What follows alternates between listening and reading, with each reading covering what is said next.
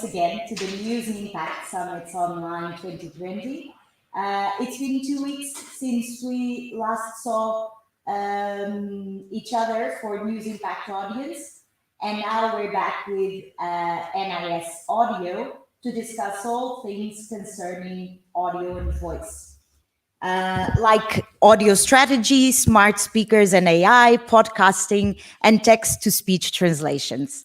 I am Vera from the European Journalism Center, and I am here with Adam, the director of the European Journalism Center, who is joining us today as well. But we also have our colleagues, Charlie, who will be introducing some of our speakers later on with me from the studio, and Angela, who will be interacting with you today in the live chat. Adam, morning, I'll Vera, start with you. I'm Good sorry morning. I can't join you in the studio today. We had so much fun a couple of weeks ago, but lockdown rules have got slightly more strict here in the Netherlands. Welcome, everyone. My name is Adam. I'm the director of the European Journalism Center. It is my pleasure to welcome you to the News Impact Summit on audio. Thanks to the pandemic, this is the first year that the News Impact Summits are 100% virtual, socially distanced, and live streamed on YouTube. Don't forget to subscribe to our channel to receive a notification when the event starts tomorrow and on Thursday. This is a 3-day event. We're talking about audio today because recent developments in podcasting and production have changed the way that we create and consume journalism. Podcast consumption has exploded across Europe, and emerging audio tools for transcription and voice automation make news production more efficient than ever. So why and when do readers prefer audio over text? What strategies can newsrooms adopt to develop their audio products? What new storytelling skills are required to produce quality audio for journalism? At this summit, we will explore new technological developments around audio and voice. So we've invited world-leading experts to break down the challenges that accompany the rise of audio, such as the role of platforms in the podcast world, the monetization of audio products, and building newsroom strategies to integrate voice into production workflows. Vera, it's a topic really close to my heart. I started my career in journalism building software for radio stations, so I'm really excited to see where things are going next. Thanks for that introduction, Adam. Next, I would like to thank our sponsor and partner, the Google News Initiative, for making these summits possible. This is summit number 31 in 6 years, and we have a guest joining us from the Google News Initiative today, who has accompanied this journey since the summits were created, and who would like to say a few words to all of you. This is David Dieudonné, who is the news lead at Google for France. Thanks, Vera. Hi, David. How are you today? Good morning, everyone. So my name is David Dieudonné, and I'm leading the News Lab for Google in France and Italy and in Spain. As you may know, the News Lab team is embedded with the broader Google News Initiative framework, which works with newsrooms and media entrepreneurs across the world to drive innovation in journalism. And we do that through training, partnership to tackle misinformation, and also programs to help create a more inclusive media ecosystem. So the Google News Initiative is our effort to work with the news industry and help journalism thrive in the digital age. We are, as Vera mentioned, proud to sponsor this event in its 6th year now. And unfortunately, the situation doesn't allow us to be together in person this year. But it's even more important for us to create a way for all of you to come together. I'm personally delighted to be connected with all of you. And I'm sending greetings from my home to yours. At this summit, as Adam mentioned, we'll explore new technological developments around audio and voice. I'm personally very excited about this topic. I actually, just like Adam, started my career in journalism in audio and radio. And I think that today it has dramatically changed the way we consume the news. It's on everyone's mind, and I think it's going to be really interesting to hear from the experts today. Before closing, I'd like just to thank the EJC, of course, all the other partners who helped make these events possible. And finally, of course, a huge thanks to all the amazing speakers that we're going to hear from today and see over the next 3 days. Thank you so much. Thanks, David, for that message, and thank you so much for joining us today. I can't believe how long it is been since we've seen each other in person, so hopefully we get to do that again soon. I would also really like to thank our partners, of course. The way that the European Journalism Centre works is that we connect journalists and communities of journalists all over Europe to try and support journalism, and we couldn't organise events like this without the feedback and the promotional help of all of those partners. So thank you for helping us to spread the word, and thank you for your support and enthusiasm. I also want to thank everyone, of course, who's joined us online right now and will join us today as well. I can see people logging in already. The chat is starting to move. So introduce yourselves, tell everyone where you're from, what you do. Feel free to share your questions and your comments about the sessions in the live chat, and we'll make sure that they reach the speakers as well. We've got a moderator who's going to make sure that the speakers get to hear all of your questions. It's very important that I mention that the News Impact Summits are not only free and open to everyone, they're also inclusive and a space for open discussion and constructive collaboration. We're really proud of the good energy and the good conduct at all of our summits, and that doesn't change just because we're online. We have a strict no harassment policy. So please take a look at our code of conduct. It's going to be shared in the live chat, and we'll continue to share that throughout the day. Please be respectful with your comments and your behavior. Thanks for that reminder, Adam. And talking about our chat and conversations, before we introduce our first speaker, I'd like to remind everyone of our hashtag. Today, we are talking about our event on Twitter, Facebook, and also LinkedIn using hashtag NIS Audio. And we'd like to start by asking a question to our audience today to warm up a little bit the live chat. And because today is all about audio, we would like to know, what are your favorite channels or podcasts to listen to the news? And it would be great if you can share some answers in the live chat and your suggestions. And this way we can discover even more about what is out there and about the audio landscape. What about yourself, Adam? How do you get the news whenever you're listening to them? So there's been a couple of podcasts at the moment, Vera, that I'm sort of somewhat addicted to. So one, of course, is 538's Politics podcast, and especially their Model Talk podcast, where they're talking about the polling around the US elections. And of course, that's really gathering steam right now. So that's how I'm keeping up with the inside track on the US elections. I'm also really into Harry Kunzru's new podcast, Into the Zone. It's sort of borderline journalism, storytelling, and narrative work, sort of really long form, but it's really interesting, and some of the topics are really fantastic. So yeah, those are two podcasts that I've been absolutely addicted to recently and listening to as I go on my nice walks around Maastricht in the morning.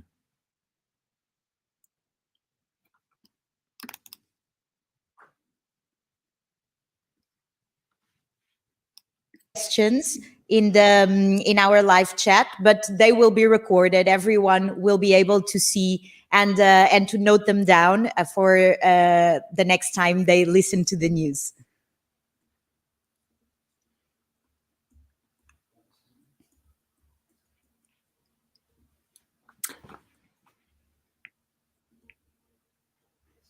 Sorry, Vera, I missed the question there. No, there was no question. I was just saying that I hope people start sharing about their experience listening to the news over podcast or over audio. But yes, without further delay, I think it's time to introduce our first speaker of the day.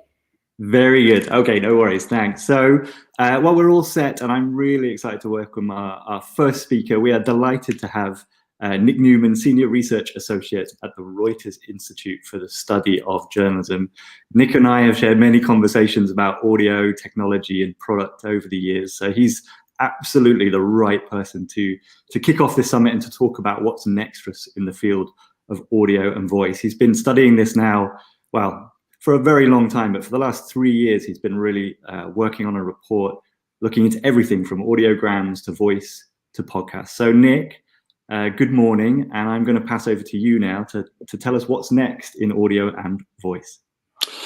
Good morning, everybody. Thanks, Adam, and like you and like David, I actually started my career working in radio before moving to online for many years, and it is just really exciting now to see audio being reborn for the digital age, and the sort of creativity that we're seeing in formats and in opportunities for both small and large publishers.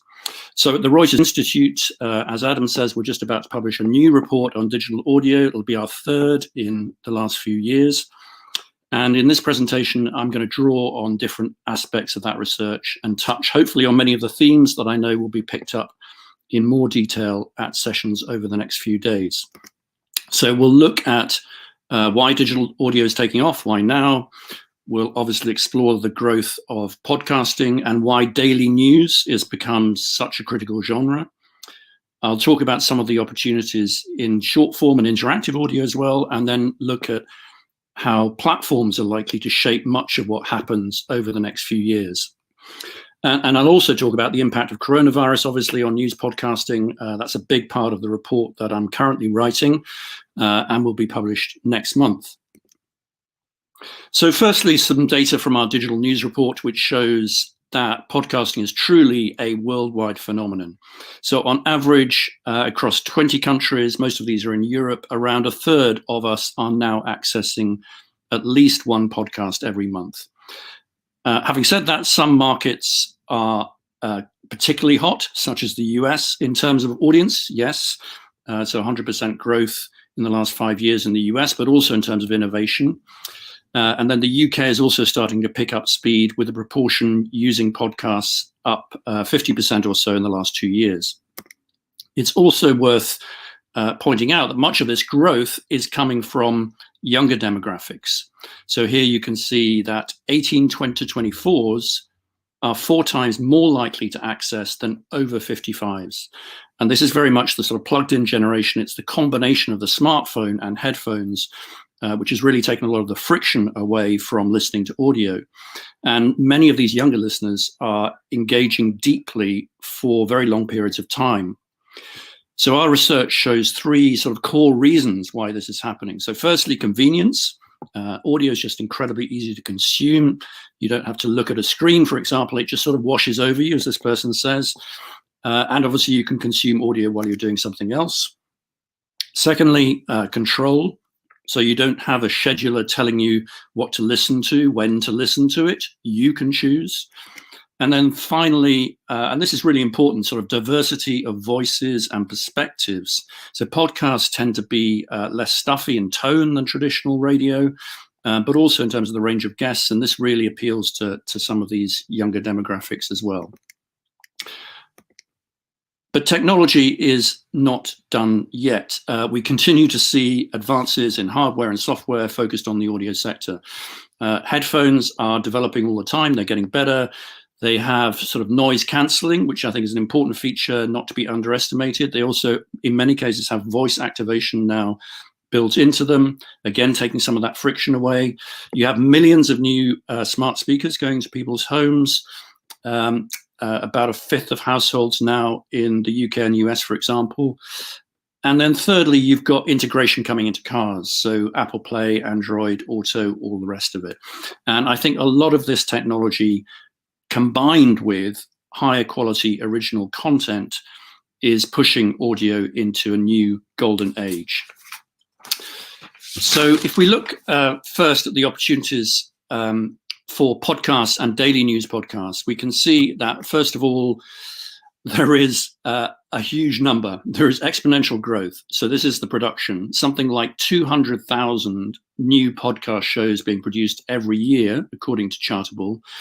Apple itself said in April that its directory passed the 1 million mark for the first time, which is just kind of awesome, but also very challenging in terms of how you get your shows discovered. You can see there how Serial, the true crime podcast in 2014, was a sort of real trigger, a sort of global hit, millions of listeners. And it gave a lot of publishers, I think, the confidence to get into the idea of native podcasting. And then you can see The Daily in 2017 as well. But this is podcasts in general. So what proportion of these podcasts are news? So in the research we did last year, we found that just 6% are news. So that's around, today it's around 90,000 news podcasts. If we look at the Apple episode charts, though, broadly based on consumption, we can see that news makes up something like 20% of the top shows in the US, for example, and similar in parts of Europe as well. So news is really punching above its weight with a relatively small number of shows being listened to proportionately much more. In the US, we also have, and many countries in Europe as well, we have aggregated publisher data. This is PodTrack. And I was just looking at the charts yesterday for September. It shows the #1 publisher podcast in the US is The Daily. The New York Times itself says something like 3 million people now listen to it every day. And then 2 NPR news shows right at the top in terms of total listening. But we can't all be The Daily. We can't all be the New York Times. But as we discovered last year, when we categorized the most popular publisher-generated podcasts across 5 countries, there are many, many different types of podcasts and many different types of opportunities. So this chart shows that overall, the biggest category we found was an interview talk shows. So these tend to be fairly cheap to produce. There's a huge number of them. And then you have the second biggest block there is what we're calling episodic series. So especially in the US and Australia, where true crime is a big thing, you can see 51% of the podcasts we tracked in Australia were true crime. Then documentaries, so other documentaries, and daily news shows, relatively small number of those, but as we've already mentioned, they punch above their weight at the top end of the charts. And then there's a few long reads as well, so people reading out essentially text articles. In terms of who's producing the content, from a publisher point of view, you have sort of print and digital born brands. This, by the way, isn't a huge overgeneralization, but you have print and digital born brands doing sort of more unscripted talk shows, interview shows. It's kind of really reusing the talents of the newsroom, something that they can do alongside other work. This example is Giles Corran at the Times. Ezra Klein Show is one of 200 podcasts now being produced by Vox in the US.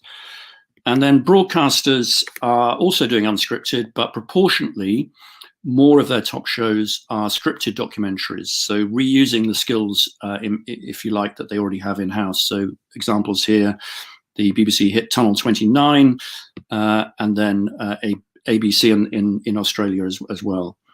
Of course, broadcasters do unscripted shows like Newscast and AmericaCast, and print is increasingly moving into documentaries. So many of these sort of early insights are probably breaking down now. If we look at daily news specifically, this is an updated chart from a report. We'll be releasing this in a few weeks' time, so I haven't put the exact numbers on it. But we've identified almost 100 different daily news shows now across 6 countries.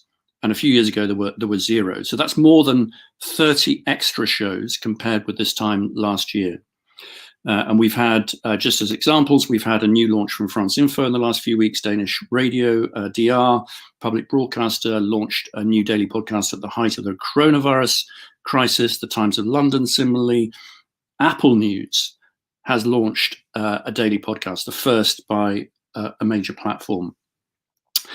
And then if we subdivide this category further, we did further analysis looking at the length of these, we can sort of detect 3 different types of daily news podcasts. So at the bottom, we have something we're calling micro bulletins. So these tend to be news on demand, maybe 1 to 5 minute bulletins. They include BBC Minute, for example, NPR News Now. Much of this is aimed at, as I say, voice devices, but they're also available as podcasts. Then in the middle, you have mid-length news updates, often 3 or 4 items, looking to update people in a very concise way on the news of the day. So there's Omnipod in Sweden. You have Up First from National Public Radio, very good examples. And then you have this sort of deep dive. So one subject at length. This is where the Daily pioneered this, but you have Code Source from Le Parisien, Les Echos, you have the Intelligence from The Economist, Today in Focus from The Guardian. Average length for these tends to be around 25 minutes, but you can see there's quite a range. It's worth pointing out that in terms of how you do these things, these programs are not for the faint-hearted.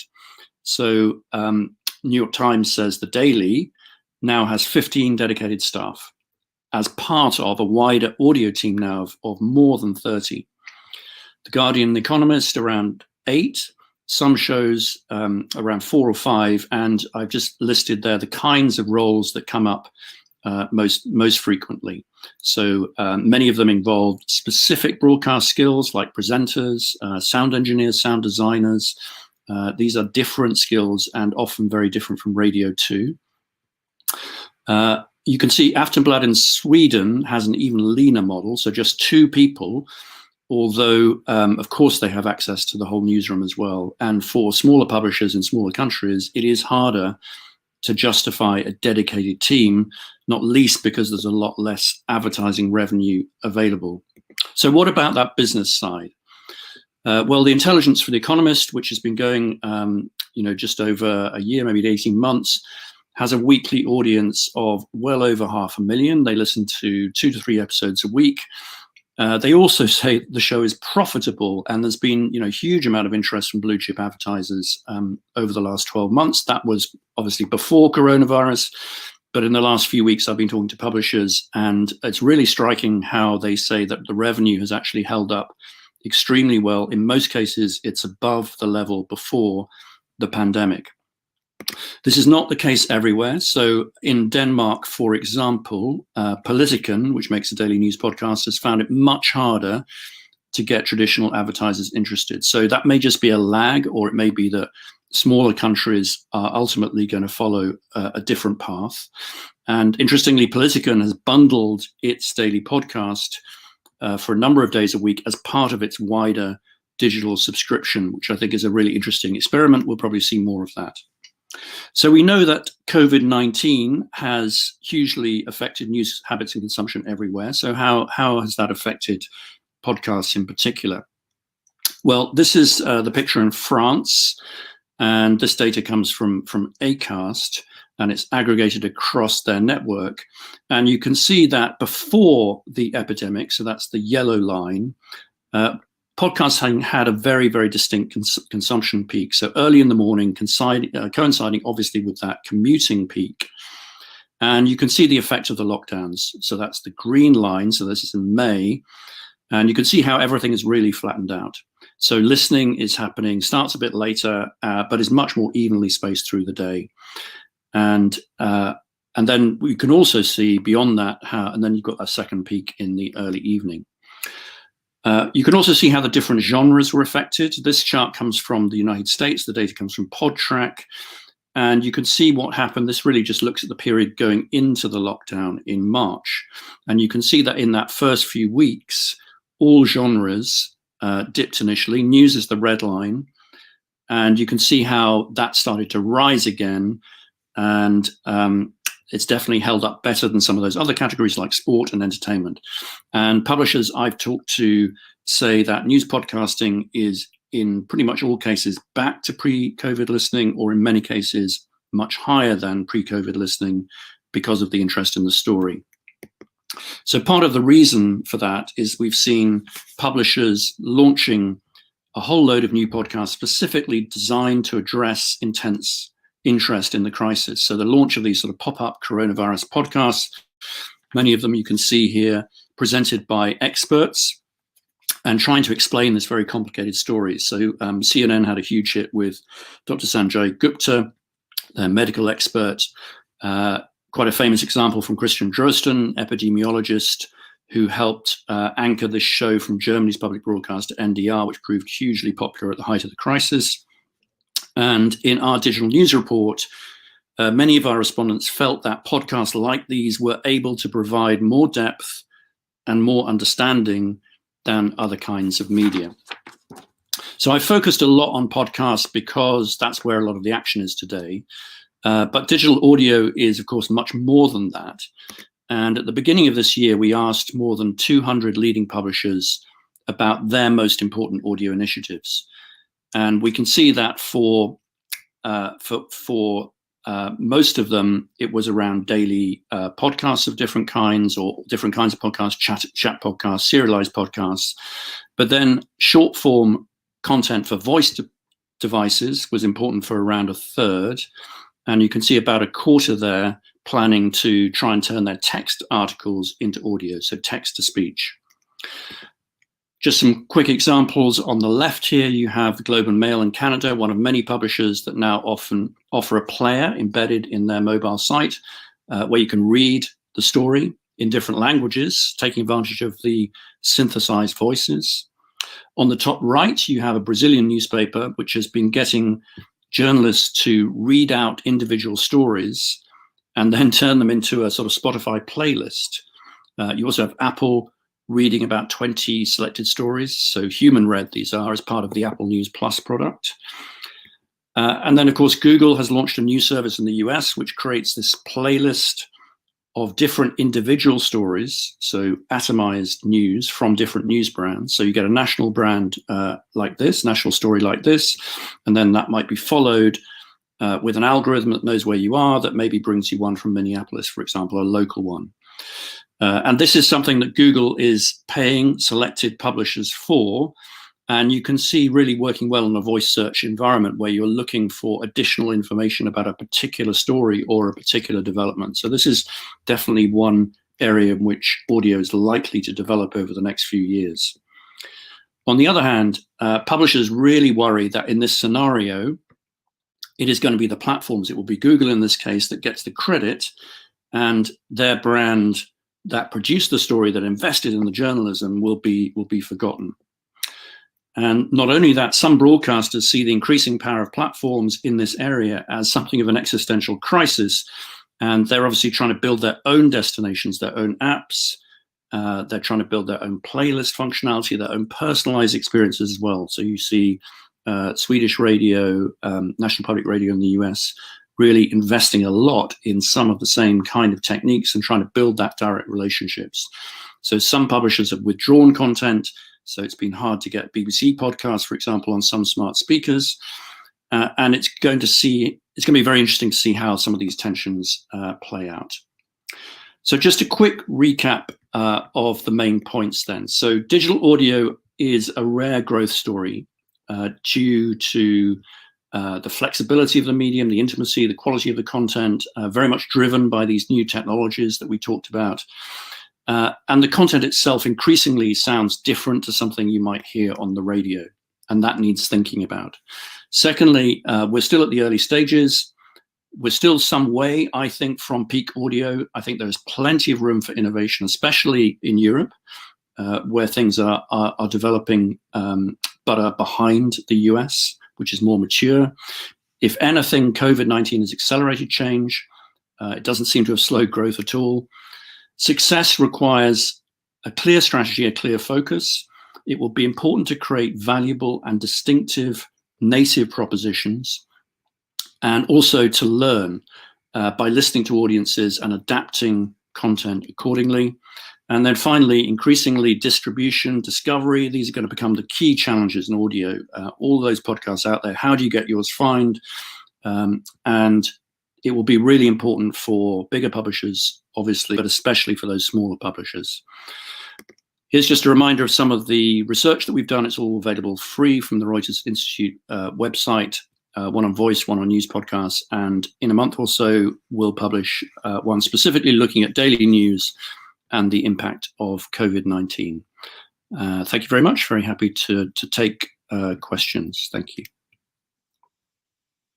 Hi, Nick. Good morning. How are you? Hi, Angela. Hi. Yes, we have so far one question from Ellie FC92. She says that is super curious about what journalists and consumers think about apps and you, like Curio. I mean, she said here she haven't tried yet, but see it all the time on my feed. Yeah, so this is the idea of stories that are read out. So we have Curio, News over Audio, Noah. I mentioned Apple News in the presentation. So, this is essentially taking text articles and getting actors or journalists themselves to read them. And apps like Curio are trying to do this as part of a paid subscription.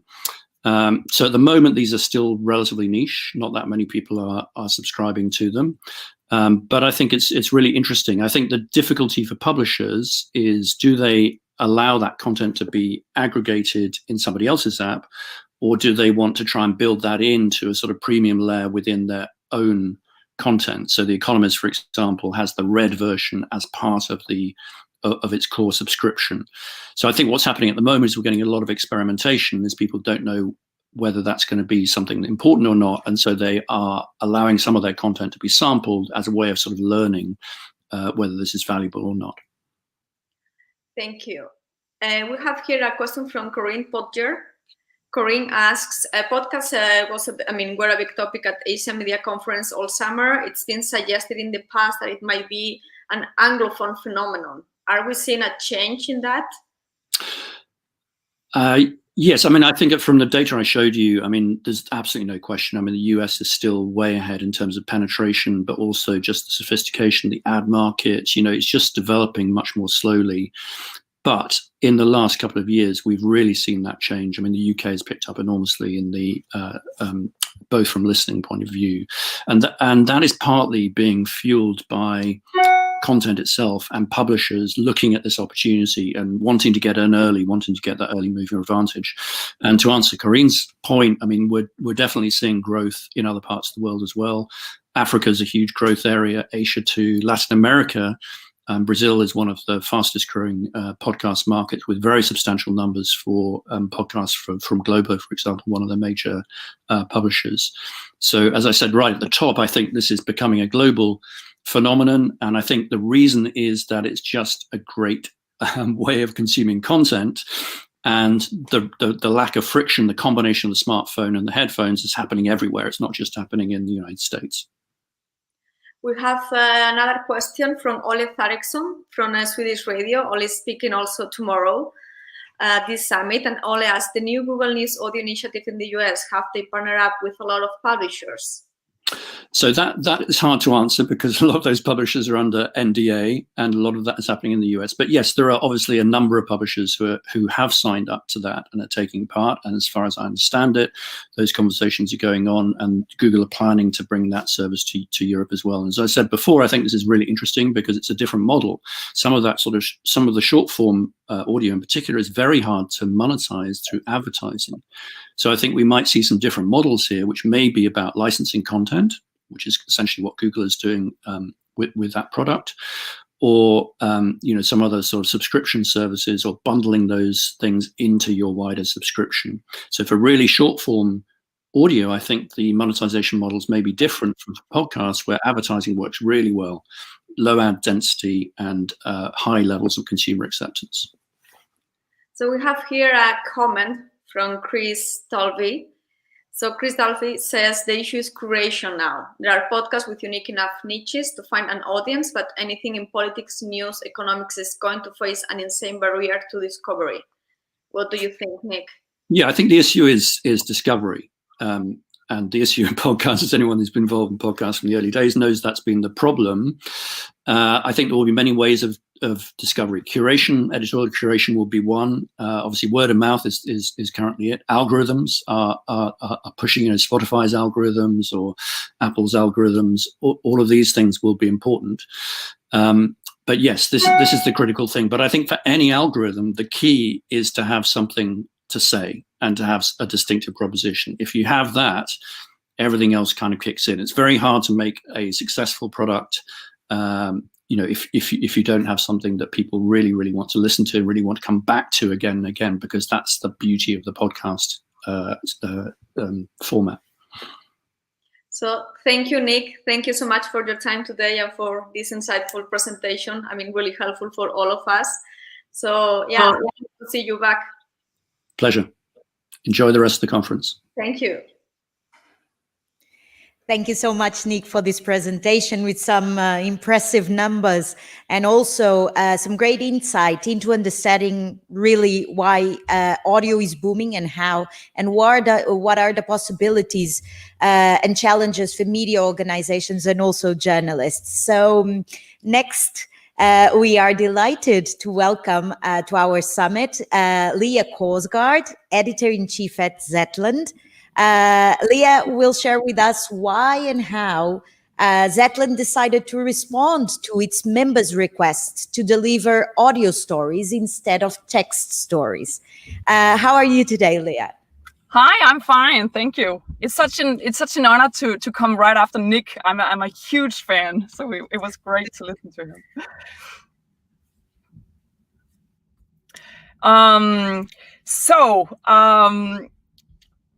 As I just said, it's really an honor to come right after Nick, because everything he writes is on my syllabus for reading. So it was really a pleasure to listen to his insights into the business. Let me just share my screen and a presentation. See if it works. I hope it does. It does. Great. So first and foremost, I'm the co-founder and editor-in-chief of Zetland, and we have a lot of experience with not leaving text but mixing text and audio. So that's what I want to tell you guys about for the next 20 minutes or so. Our audio-driven model, the strategy behind it, how it came to be and how it works, and also just a few notes on how the future might look like for our audio model. So first and foremost, this is Zetland. I just wanted to give you a picture of who we are. This is when we launched our digital newspapers almost 5 years ago in 2016. We launched Zetland as a digital-born newspaper that cuts through the noise, that doesn't run after breaking news, that doesn't tell people what happened 5 minutes ago, because we think that today the modern media user has one big problem, and that is the lack of media who cut through the noises out there and try to focus on only what's important. Not give a bunch of information, but give only the information that you actually need to know right now. So that is our promise. We publish very little a day, but what we publish is important and well researched. We have an almost intimate relationship with our members, as we call our subscribers. This is to our launch party. They came by. In Denmark, we sing a lot. At least we do that at Zetland. So this is during a sing along. Also, sometimes we have these huge live events where we not only tell stories from a stage, but also, which is very important, talk to our members, get to know them, listen to them. What do they think of media today? What do they miss in journalism? How do we play a key role in their lives? How can we serve their need for information and knowledge and curiosity the best? So it was while listening to our members that we, back in 2007, thought that our text medium was not actually didn't solve one of the major problems that they have. They liked our text, they liked our article, they liked our content, but as they told us, it's also quite long, and I'm a busy person. I like audio, so what if you guys read your articles aloud, made it into audio version, so that I could either read when that suits me the best, or listen to the article when that suits me the best, when I'm on my bike to work, for instance. And we thought it was a great idea. So we launched from a very, very tiny studio. This is a picture of the studio, and it still looks like this today, which is actually kind of a problem. It's a growing problem because we have so little space. But from this studio, we launched. We tried it out at first. Tried converting some of our text articles into audio by simply reading them aloud, letting the journalist behind the story read the story aloud and make it into an audio version. And from the very beginning, it really took off. I hope that you can see this graph. It shows, if you look at from the very beginning, back in 2007, you can see that is when we launched audio examples of our article, when we read one article a day aloud in an audio version, and was only publishing those stories on a desktop. We didn't have an app at that time. But it took off, and people actually really liked the audio version. So then in the summer of 2017, we launched our app. So of course, Zetland is paid for by members. We don't have our content out in podcasts app, so you have to go onto the app and pay for it in order to listen to it. So when we launched the app back in 2017, it just immediately took off. And this is the radio of articles consumed via audio by paying members. So you can see now in the fall of 2020, almost 80%, sometimes almost 85% of our content is actually consumed through the ears. So we're still a text-based newspaper, but the way people like to consume us is through their ears, which is really interesting, I think. And for us, this strategy has been essential to our growth. We reached break-even last year, and I think we haven't done that without the audio strategy. Today we have 17,000 paying members, and I think what's more important is that 30% of our paying members are under the age of 30, and 77% below the age of 45, which at least in Denmark is crazy numbers, because it's mostly men older than 60 who pay for news in Denmark, roughly said. So these are really numbers that we are proud of, and I think audio is central in order to reach this young demographic. So let me just show you or try to show you the app. Since as I said, you can't listen to our stories out in any podcast app. You have to have our app in order to listen to our content. And we built it in order to really mix text and audio in a seamless way. Let me show you. This is when you meet us, when you open the app. It shows right at the beginning. You can also listen to us. So there's a story. If you click on the headline, you get the text version. If you click on the play button, you get the audio version. You can, like in an audio app, you can save content for later. You can make your own list. When you have consumed an article, it disappears so that the app knows your what you have consumed, so it doesn't bother you with stuff that you already used.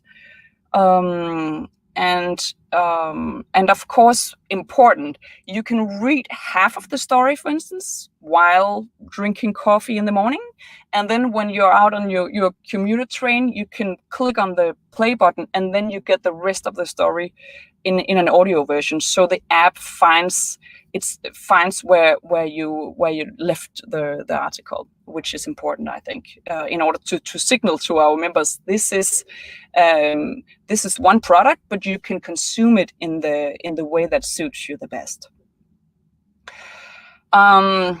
Also, we show people, we really try when we build our UX experience to nudge people to read when that's suitable for them, and to listen when that's suitable for them, and really try to learn them that this is not that this is a newspaper meet your podcast app. Yeah, so we put a lot of energy into technology and building the US experience because it's a new thing that customers are not used to. So let me just put some words on how we go about it, because I think one thing is publishing your content in audio. The other thing is how does that affect the content in itself? At least in our experience, it's not just going into the studio and reading the article. The very notion that someone is going to listen to the story does something to the text in itself. At least it should do, I think. So workflow first. And a journalist writes an article. It's edited, it's fact-checked like any other story we do. And when it's done, the journalist, him or herself, goes into the studio and reads the story and edit it herself or himself. It's quite simple. Sometimes the stuff fucks up for people, but it's very rarely, and it's it's a very lean process. We put not that many resources into this, as you can see, the studio or the experience of reading the story aloud. It's very simple, but it works, and it's enough for the quality to be good enough to be listened to.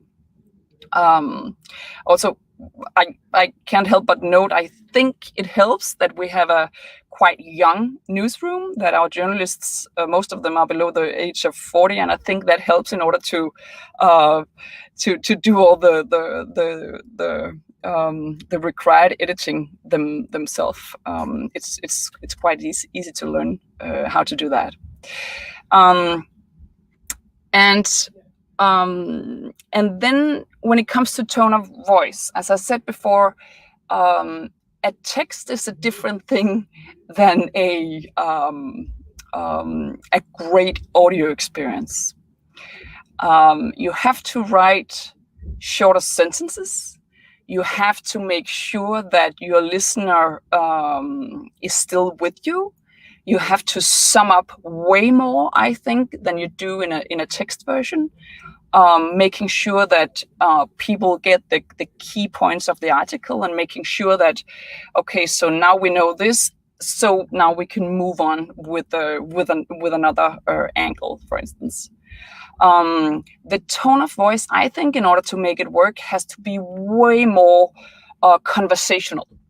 So for us, it's totally okay to start a newspaper article with the words, so okay, yesterday, the mayor of Copenhagen, blah, blah, blah.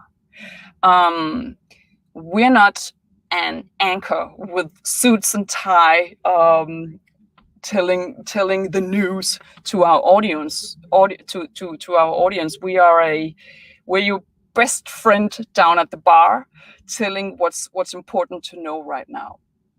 And I think audio has really helped us shape this kind of tone of voice.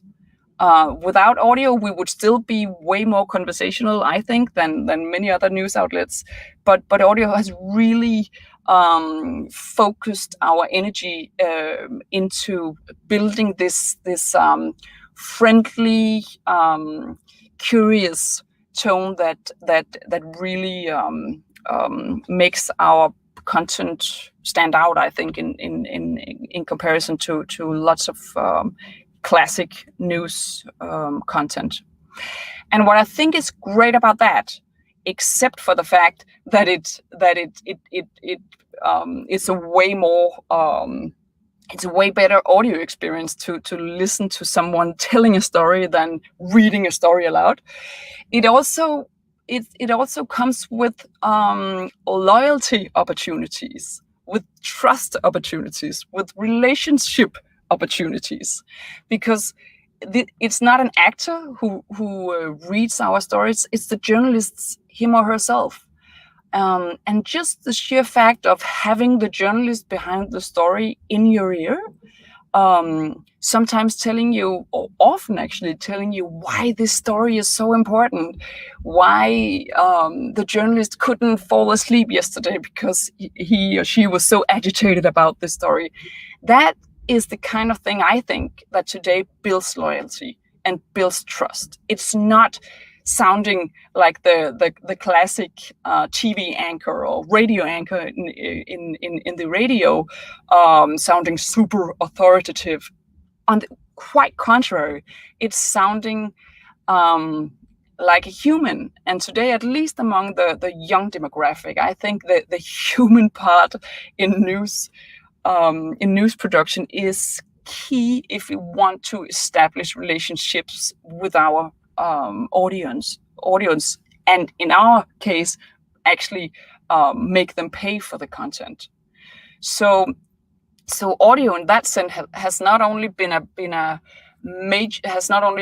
a major role in how you consume Zetland today. It has also played a major role in the way we connect with our members, being the humans that we are, not the super classic journalists. And perhaps actually, I think that's the most important part when thinking about making an audio strategy, using that opportunity, except also for building great technology. And that was my main points. So I don't know if there's any questions. I'd be more than happy to share every number, or we have no secrets at Zetland, not as far as I know, though. So you can ask me about anything. I'll see if I can answer. Hi, Leah. How are you? Hi. Yes, we have some questions for you. One is from Julie Lelier. Julie asks, so do they rewrite the article after reading it, or is the text from the article and the audio version is not exactly the same? So the text is actually, in most cases, the text is exactly the same. Then we have two other formats. We also have a news podcast, as Nick told you about before, the daily inspired news podcast that come out every day at 4:00 in the afternoon. And the news podcast is produced with audio in mind as the first thing, and then it also comes out in a shorter format as text, but it's not one-to-one. And then we also have some other more podcast-ish genres that come out with a text version, but it's not one-to-one. But most of our content is you can read it or you can listen to it, and the version would be the same. Thank you, Leah. We have another question from Lee Sejong. Lee would like to know, would Leah be able to provide some details? For example, how the app allows this seamless transition from text to audio? Maybe more into the app. Sure. Well, I'm not an engineer, so I can't explain what technology is behind it. But I can tell you how it works. So it simply works the way you take your app, you read the article, and then you stop 1/3 down, and then you can click on the play button, put your earphones in your ears, and the app will find the place where you left off. And actually, I know from our engineers that it sounds complicated, but it was super simple to build. And they'd probably be happy to share the code if anyone wants to take a look.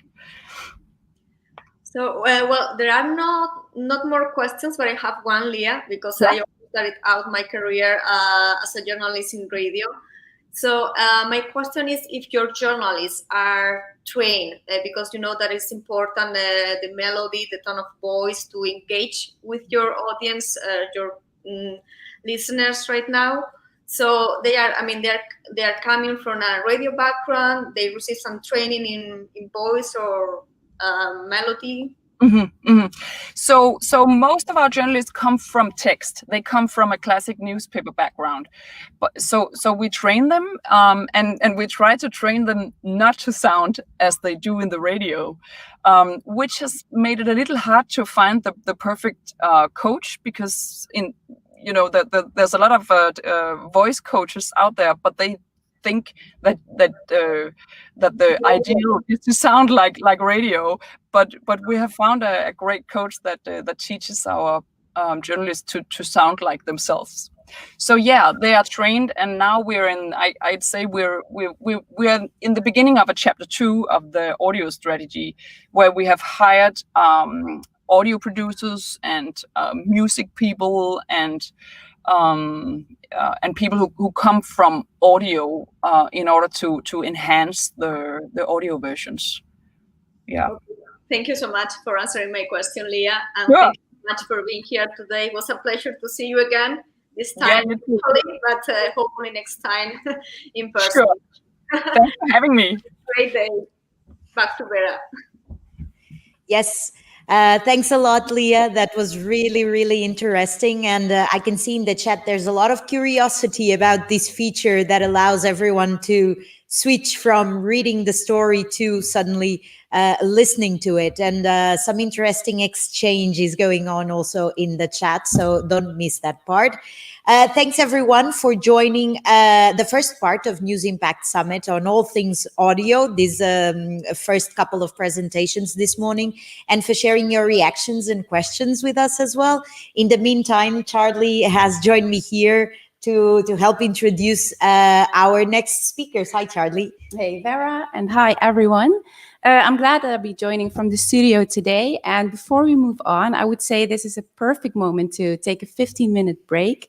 So I hope it is enough time to grab a drink, stretch your legs, and we will return after the break to explore more on strategy and product development for audio and voice. So we'll see you soon, and stay tuned.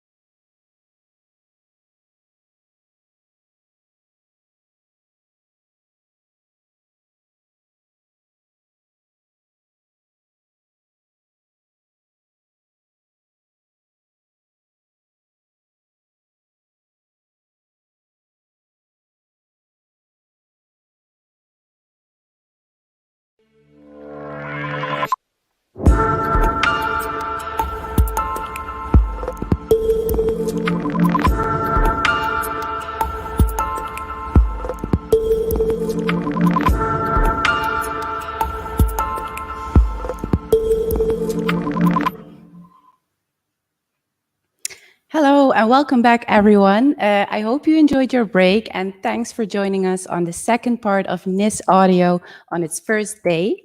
So for those who are joining just now, I would like to gently remind you of our code of conduct, which you may find a link in the live chat. And as we like to maintain our summits as open and friendly as possible.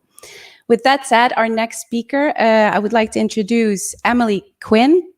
She's a senior project manager at Reuters news agency.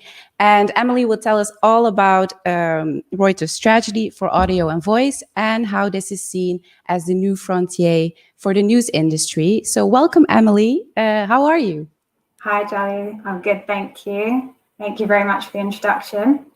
And hi, everyone. I hope you're enjoying the conference so far. There's been some great speakers, and it's really fantastic to be speaking here at News Impact today. We're really pleased that Reuters can be part of a summit that is focused around audio and voice. So let me just share my screen with you, and we can start presenting.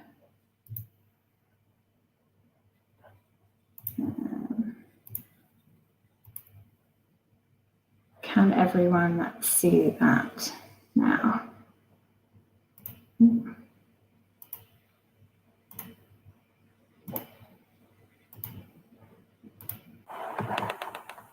everyone able to see that? Okay, great. So I'll kick off. As Charlie said, I'm Emily Quinn, and I'm the Senior Product Manager at Reuters. And it's been my responsibility over the last year or so to lead our development in voice and audio. So today I'm going to discuss with you what this new era of audio and voice technology means for the news and information industry, specifically around how we at Reuters have been evolving to meet the needs of this fast changing space, and the new products and services we've been working on that are designed specifically for the voice and audio community.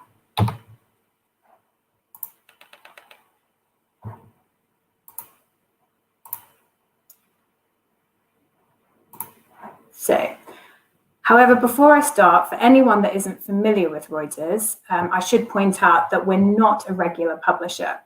We are the world's leading news agency, meaning we supply trusted intelligence, breaking news, broadcast news, pictures, and data in real time to publishers, financial institutions, and consumers across the globe. They then use that material to power their own output, products, and decision-making. And as a result of this, we have a key role in the global news and information ecosystem, as it's one we're taking very seriously. What Reuters puts out ends up on news websites, in print publications, TV news channels, social media, and on trading screens all over the world. And it has the power to move public opinion, political decisions, and markets. So it's not an exaggeration to say that the end audience for Reuters reporting often reaches billions of people a day. And in this current time of COVID-19, with tighter restrictions on reporters crossing borders, we're experiencing unprecedented usage of our products by all sections of the media. Why? Because with over 2,500 journalists in the field, based in around 200 locations around the world, our team can report on events firsthand without the need for cross-border travel.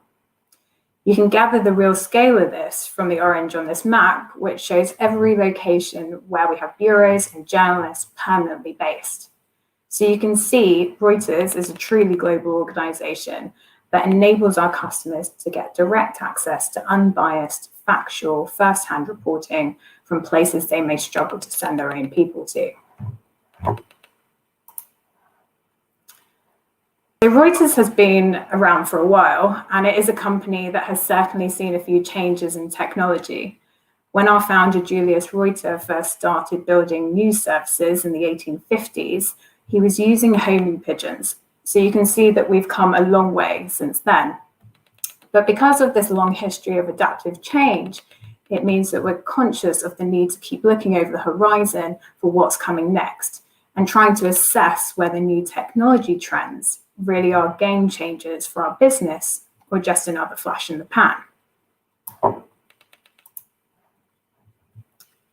But for the last couple of years, it's been evident that the combination of AI assistants, voice-controlled devices, and the explosion of podcast consumption were all stacking up to be something truly significant. And it's clearly a strategic trend that is already changing the way people are finding and consuming information. It's clear that this is more than just a technology trend. We are seeing clear evidence of people's news habits shifting. Research from the Reuters Institute for the Study of Journalism at Oxford University stated that around 1 in 5 of the most popular podcasts are categorized as news. And importantly, younger generations may be consuming less traditional media than ever before, but they really are engaging with audio. The New York Times is a great example here, stating that 3/4 of its audience for The Daily, one of the world's most popular news podcasts, is under 40 years old, and 45% are under 30. And as a former CEO, Mark Thompson, put it, I grew up in broadcasting being told that very few young people would ever listen to serious speech audio. It's rubbish and probably always was. So what does this mean for us at Reuters? If it's clear that the news and information environment is evolving once again, we all need to adapt. So how did we respond to this? Well, we started to develop tailored services specifically for the audio and voice industry. The first being Reuters Audio, a brand new proposition for the voice and audio community that we recently took to market. Reuters has never had a dedicated offering for the audio sector before, and our aim with this new product was simple. We wanted to give that new generation of audio producers and product designers who are creating, publishing, or curating audio access to all that Reuters has to offer. Later in this presentation, I want to take you through the other exciting work we've been doing to enable Reuters newswires and data to power voice, AI, speech, and text applications. But first, I'm going to start with Reuters Connect.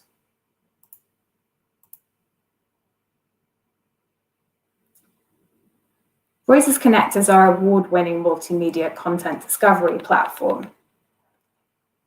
It's used right across the publishing industry, and it's a fixture on screens in newsrooms all over the world.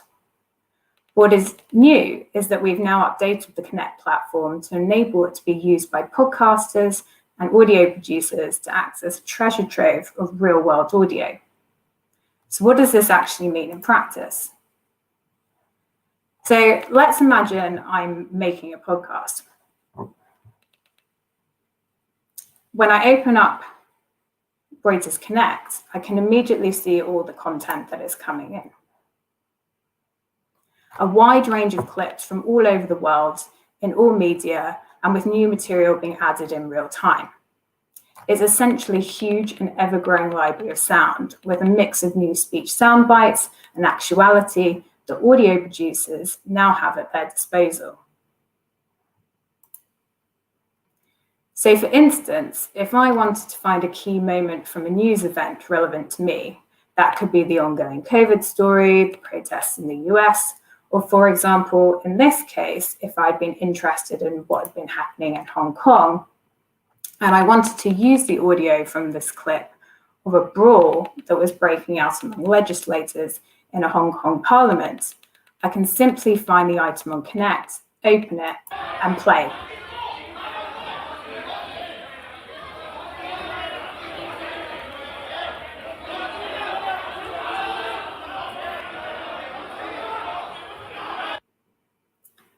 I can then easily download that file as a high-quality WAV, AAC, or MP3 file and drop it directly into the audio editing timeline for my podcast.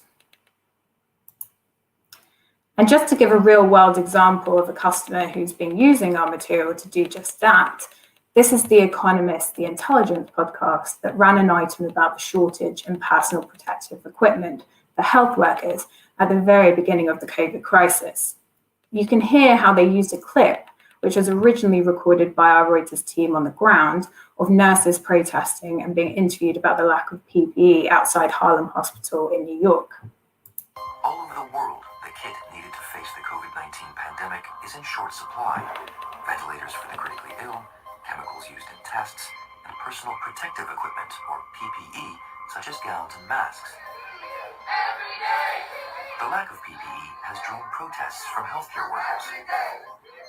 Dystopian, apocalyptic. I am seeing people die every single day. But what I'm looking for might also just be as simple as a short clip.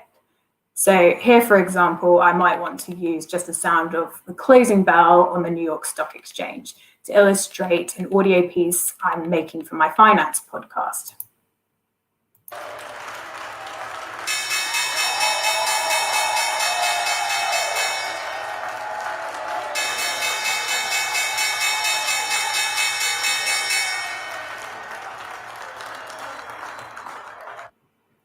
Basically, what we're striving for here is to make the wealth of material available to the new generation of audio content producers, whatever subject matter they may be working on. And Reuters Connect for audio doesn't just offer current coverage. As I mentioned earlier, Reuters has been reporting the news since the early 1800s, and that means we've built up an extensive multimedia archive. What that means for audio and podcast producers is that when you subscribe to Reuters Audio via the Connect platform, you'll now get instant access to hundreds of thousands of clips. In other words, you suddenly have at your fingertips over a century of historic moments in audio. And just to bring that to life, this is a short edit that we created that gives a taste of some of the kind of things you can find and use from the Reuters Connect sound library.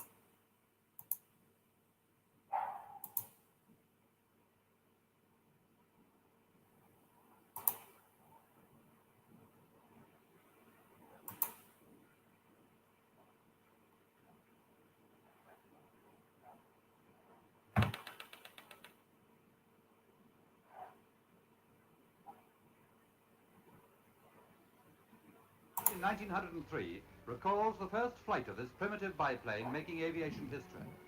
As the two brothers prepare to attempt the first catapulted takeoff, man's age-old dream of flight becomes a reality. In 5 minutes more, the ship will have landed. Then, without an instant's warning, the giant Hindenburg goes to her doom. Yesterday morning at 2:41 a.m.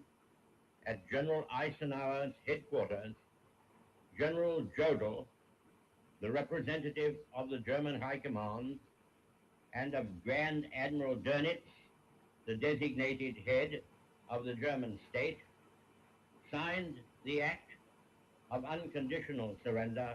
Okay, engine stop. We copy you down, Eagle. Listen, Tranquility Base here. The Eagle has landed. Oh, it's going to be tremendous.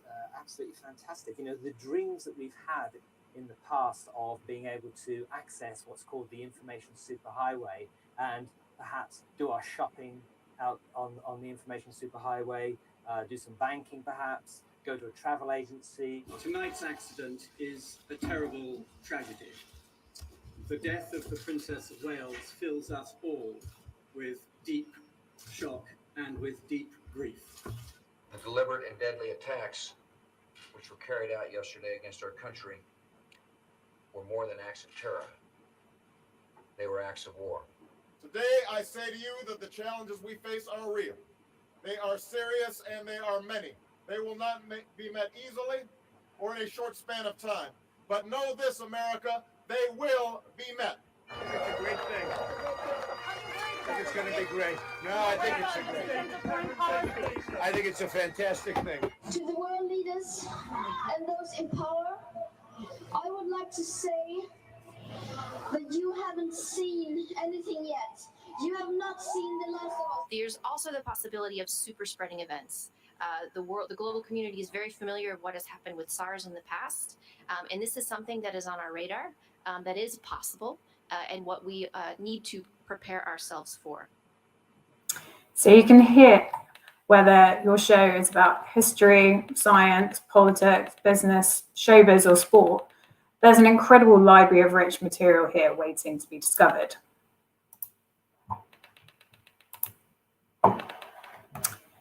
So far, I've talked about how podcast producers can now get access to the full library of Reuters raw content via the Connect platform. But we also know that there are a lot of new entrants into this market. And what they need isn't just the raw materials, but something that's already edited, packaged up, and ready to play. So alongside the raw materials, we've also created Reuters Ready Audio. This is our feed of fully produced audio stories voiced by Reuters journalists that are available to plug straight into your platform or application. And I'm delighted to say that we're already partnering with Google, who have included this content in their Your News Update feature on Google Assistant. So when you say, "Hey Google, play me the news" on any assistant-enabled phone or smart speaker, your news update will play a mix of stories chosen based on your interests, location, user history, and preferences. They pull in stories from a wide range of publishers and then tailor the update to your specific needs. Our Reuters Ready audio feed contains a stream of voice stories on a range of topics, so Google can automatically select and play relevant items whenever they match a specific user's personal preferences. So if I'm especially interested in stock markets, I might hear this story. Here's a story from Reuters. A volatile trading session Friday as President Trump took aim at China, but did not go as far as feared. He did not mention any new significant sanctions or any plans to walk away from the Phase 1 trade deal. You might have heard that stock market closing bell again in that piece, only this time it's being worked in as part of a fully produced Reuters branded report. So just to recap on that, what I've shown so far is we're now making Reuters audio available globally for podcasters, audio producers, platforms, and anyone else operating in the space who wants to access trusted real-time audio from the world's leading news source. And we're also already working on bringing more of our own real-time content into this offering, plus a selection of our news ecosystem partners, so we can continue to build Reuters Connect into an ever more valuable resource for anyone producing audio content. But as discussed earlier, this transformation in the world of voice and audio goes far deeper than just recorded audio. The biggest factors driving change in all of this is the rise of artificial intelligence, voice assistants, and text-to-speech technology. And it's here we can really start to get a glimpse into our audio future. With our heritage as a financial information provider, Reuters has long been involved in structuring our feeds to enable them to power automated activity on trading floors. But we really ramped things up around 2 years ago when our new CEO made a simple yet important change to the company's mission statement. That being, our focus is now squarely on providing trusted intelligence to both people and machines to help them make smart decisions. Amazon Alexa is a great example of that. We announced last year our partnership with Amazon to supply our newswires and other feeds so that they could start accessing Reuters as a trusted source to help Alexa answer customer questions. And it's been really fascinating for us to see the new ways our content is being used in these kinds of applications. And it's really helping us to start understand and adapt to the needs of new kinds of customers in this space. One of the most interesting use cases I worked on a few months ago now was around the work our data journalism and graphics teams were doing around tracking the global spread of COVID-19. Our teams were manually pulling data together from a range of global sources for a daily updating snapshot of how this pandemic was unfolding around the world. This slide shows how it traditionally would be rendered by a publisher, with information graphics that you can delve into to understand various aspects of how the virus is spreading in a particular country or area.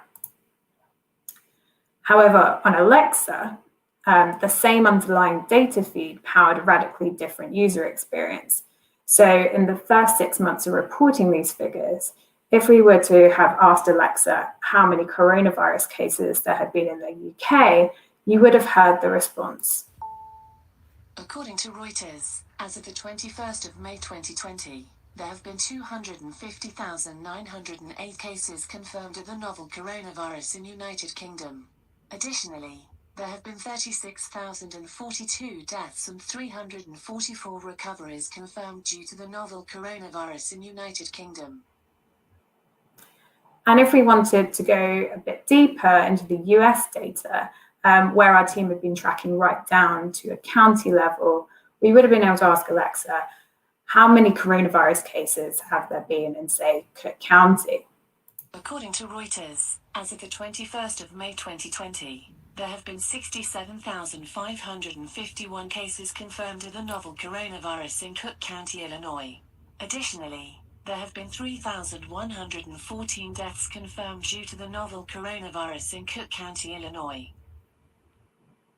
This is just a great illustration of how we see this new technology opening up opportunities for our feeds to power new kinds of news and information experiences. And the opportunities do continue to emerge. At the moment, we're having a lot of really interesting discussions about using our content in text-to-speech publishing and other similar use cases. And at Reuters, we're hugely excited about the possibilities here, given the range and depth of the global coverage and information that we have. So when we think about the future, and the combination of AI and audio really does feel like the new frontier for the news and information industry. At Reuters, we're now working with customers in AI startups, data science teams, academia and technology firms, and we're really just starting to understand and embrace the possibilities here. We've already seen our archive corpus and real-time feeds being used as training data for machine learning in areas such as translation and visual analysis.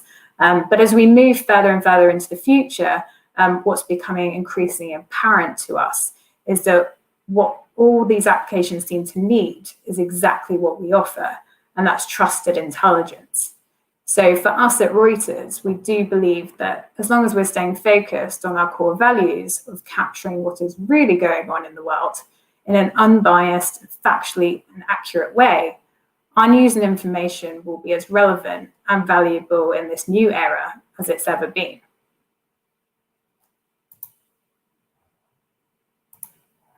So thank you all very much for your time today.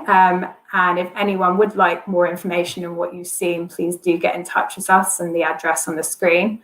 And I believe there's now time to take some questions. Hi, Emily. How are you doing? Hi. I'm good, thanks. How are you? Fine. So far, we don't have any questions, but let me ask you one by myself. Because, well, you said that the audio was really well received by your clients. And I want to know, if you have seen these figures during this year, especially comparable, the downloads with other multimedia content you offer, like pictures of video. How was the downloads of audio? So we only very recently launched the product, and we've been doing multiple trials, and our customers are really starting to just use this technology. So we don't really have benchmark figures against the rest of our content at the moment, but in terms of how people are using it on the trials, it's doing well, and we're also getting feedback on the kinds of things people are looking for. So from our perspective, we want to be able to put out what we have, but also it's giving us the chance to get that feedback from what is a new market for us as well, in terms of what audio and radio producers are actually looking for in terms of content and how we can evolve our product to satisfy those needs. So from me personally, it's been great trialing this out and getting new customers on board to feedback how it is that they're actually using this content and how they're producing audio, and how we can help with that. Thank you, Emily. I don't see any more questions from our audience. I don't know if back in the studio, Vera has some. Hi. Well, not so much. Thank you, Emily, for sharing with us about the latest developments at Reuters in the field of audio and voice. I really like the example of images showing how the same data feed tracking the global spread of COVID-19 can be delivered in graphics or can power a totally different user experience over a voice assistant. Lots of great takeaways in there, also about the combination between AI, voice assistants, and text-to-speech technology for newsrooms and journalists. So thanks for that. As we have some people in the chat asking whether the sessions will be available after the event. Yes, they will. The sessions are being recorded and they are going to be available in our YouTube channel. So with that said, next, I'd like to introduce you to our last speaker of the first day of NIS Audio before we move on to the online lab sessions. This is Ole Reisman, who is the managing editor at Der Spiegel, and who will explain how the publication has been experimenting with audio and voice. What has worked and what hasn't in this creation of new audio products. So welcome, Ole. Hi. Delighted to be here. How are you today? Good, good, good. Thanks for joining us. Of course. Okay, and you see my presentation. So I'm really going to show you in the next couple of minutes how we approach audio and voice, and I'm happy to take any questions. I'm aware that this session is going to be recorded and will be up on YouTube later, so let's see how much details I can reveal.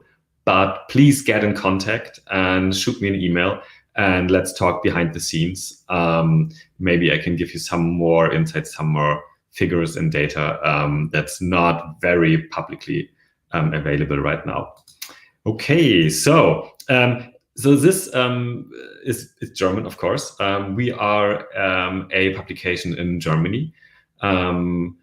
Sagen, was ist? It's a quote from our founder. It translates roughly to don't mince words, say what's happening. And today it's hear what's happening, hear what's going on, because like we approach audio and voice. This is me. I live together with two machines in my kitchen, and I try to talk to them, and I want to make them talk back to me. Sometimes it's going well, sometimes not so much. As introduced, I'm managing editor at Spiegel. I'm in editorial development, and we do audio strategy. So this is what we're going to do today. Just a quick overview where we're standing right now, and then maybe a little bit outlook on what's next for us. For some semantics, this is audio. We do have podcasts.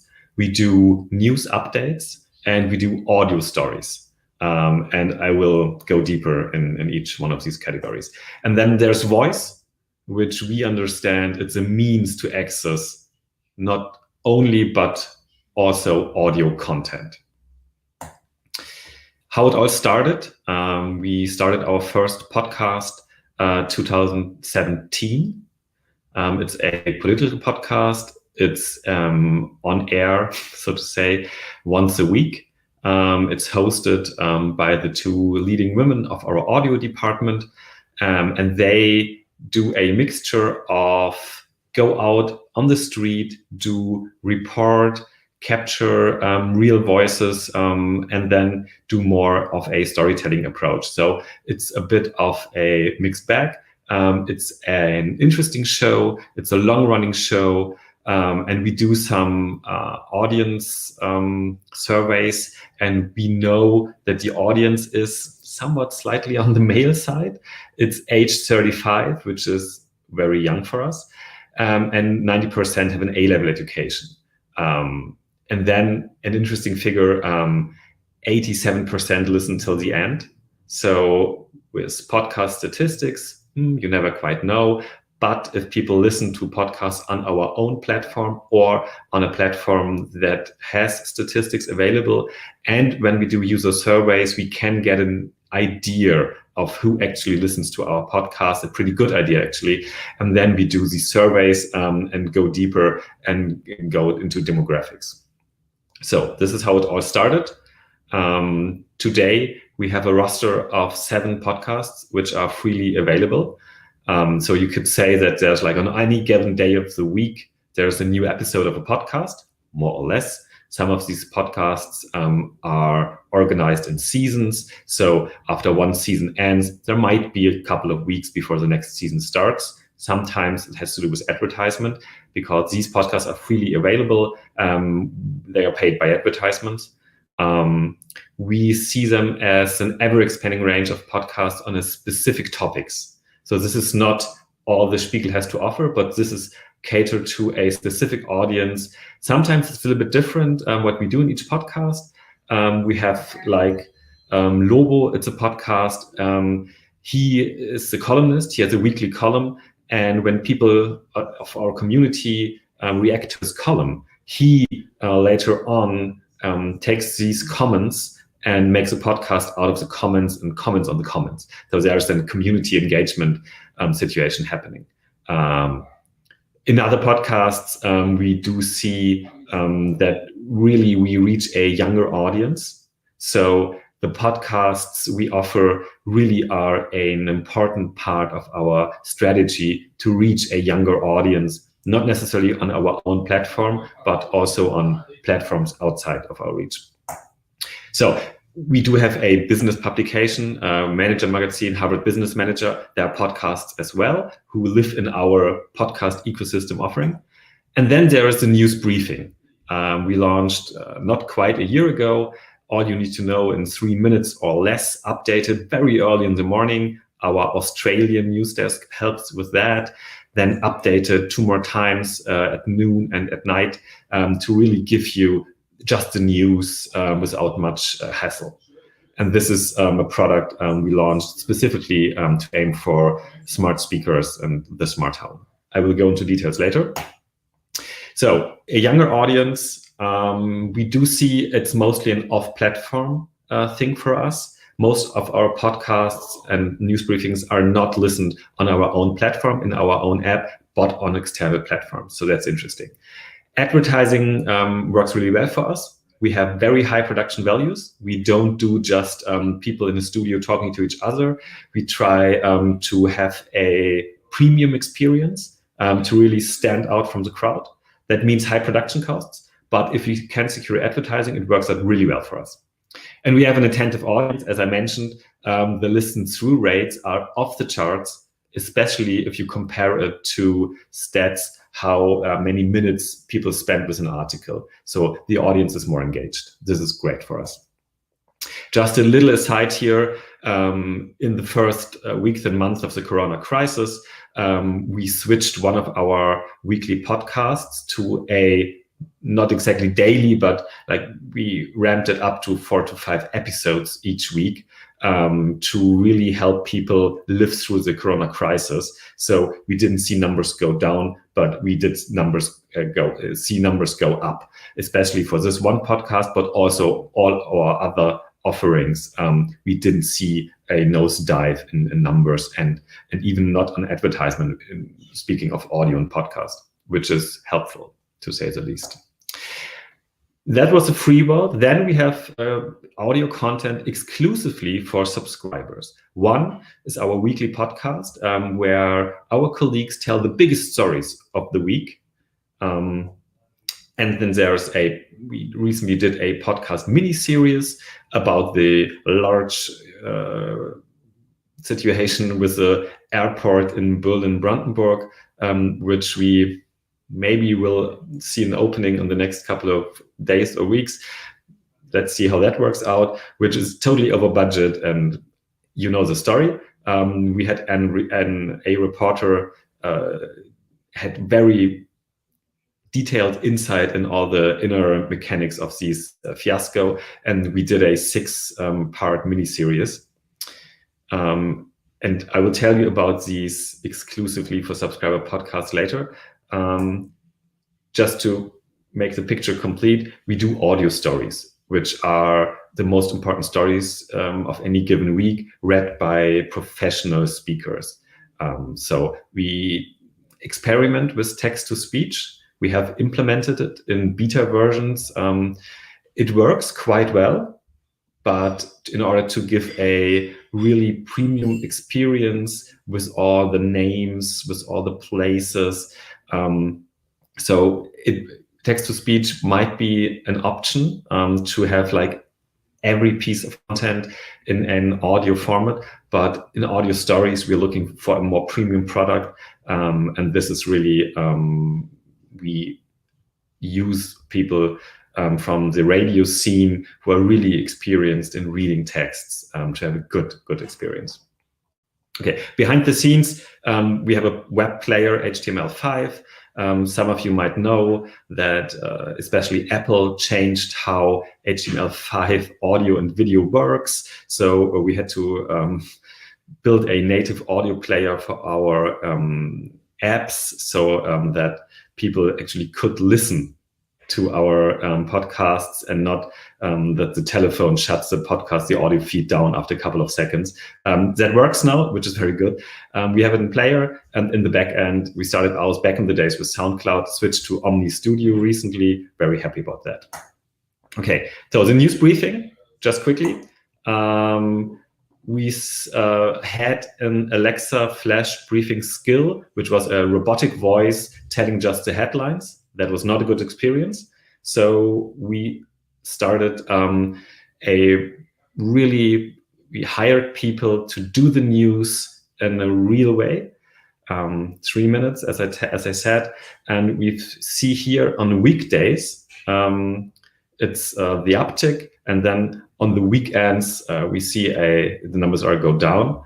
This was where it started. We see the numbers go up, go up, go up. And nowadays, nearly 1 year later, we see over these 3 episodes on any day combined about 50,000 plays on weekdays, which is very good for us.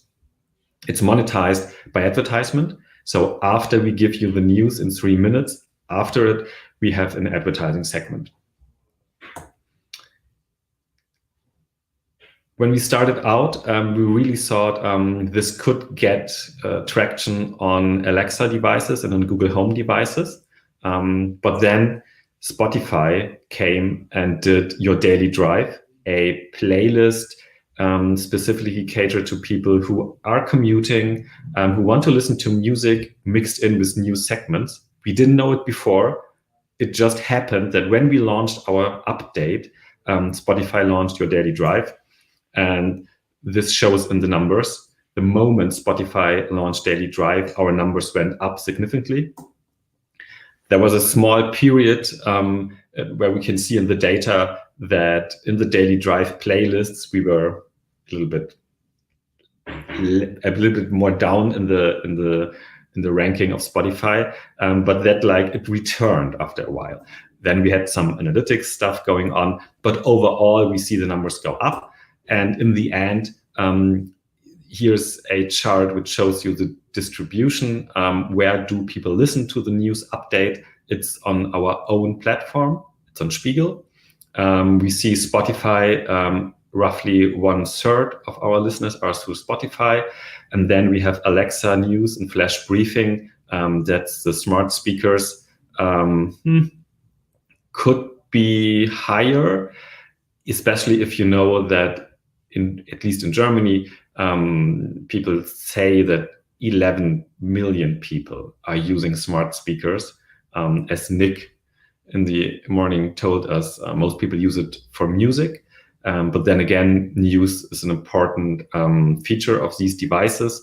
Some of these devices will help you get the news. And if you ask Alexa or if you ask Google Home, get me the news from Spiegel, we will have something to offer. Okay, then exclusives. As you might have noticed, there's the logo of Amazon Audible on top of the podcast cover. That is because we have a very fortunate and good partnership with Audible, where Audible is very interested in getting the Spiegel brand onto its own platform. And have the Audible subscribers listen to Spiegel content. So we produce with them together a weekly podcast with important stories told by our reporters. And this has been going on for quite some time, and it's really successful. And we have it as a not only on Audible platform, but if you're a subscriber of Spiegel, and you can get this podcast in addition to your subscription for free if you're a Spiegel subscriber. So when we look at these partnerships, we really think this benefits both. So we have an additional podcast exclusively for our subscribers, where they are happy, retention it's better, churn rate goes down, and on the other hand, Audible is happy, helps us produce this amazing podcast, and their customers are happy. So there's a win-win situation here. And we started out with a weekly podcast, and when we did Made in Germany about the airport disaster, the 6-episode mini-series, again with Audible. So it's on Audible. They did advertisement in all of Germany, put out posters and stuff. And again, if you're a subscriber of Spiegel, then you get this podcast mini-series on top of your subscription for free. So this is really great for us. And we are looking into these partnership and want to likely expand on what we're doing so far, because it benefits us both. So what's next? If you've listened to Nick Newman's presentation this morning, you might guess where our portfolio falls short at the moment. That's about all I can say. And we are hiring. So we have some things in mind, and we really look for reporters, editors, engineers to expand our audio universe and to double down on audio. And the last couple of minutes, I've looked at my presentation at the screen. Let's see if I can go back and if there are any questions. I'm happy to go deeper into details. Please shoot. If I can tell you anything that's more interesting for you, please go ahead. Yes. Hi, Ole. How are you? Hi. Good. Good. So yes, you have some questions here. You have one here from Joaquin Fernandez.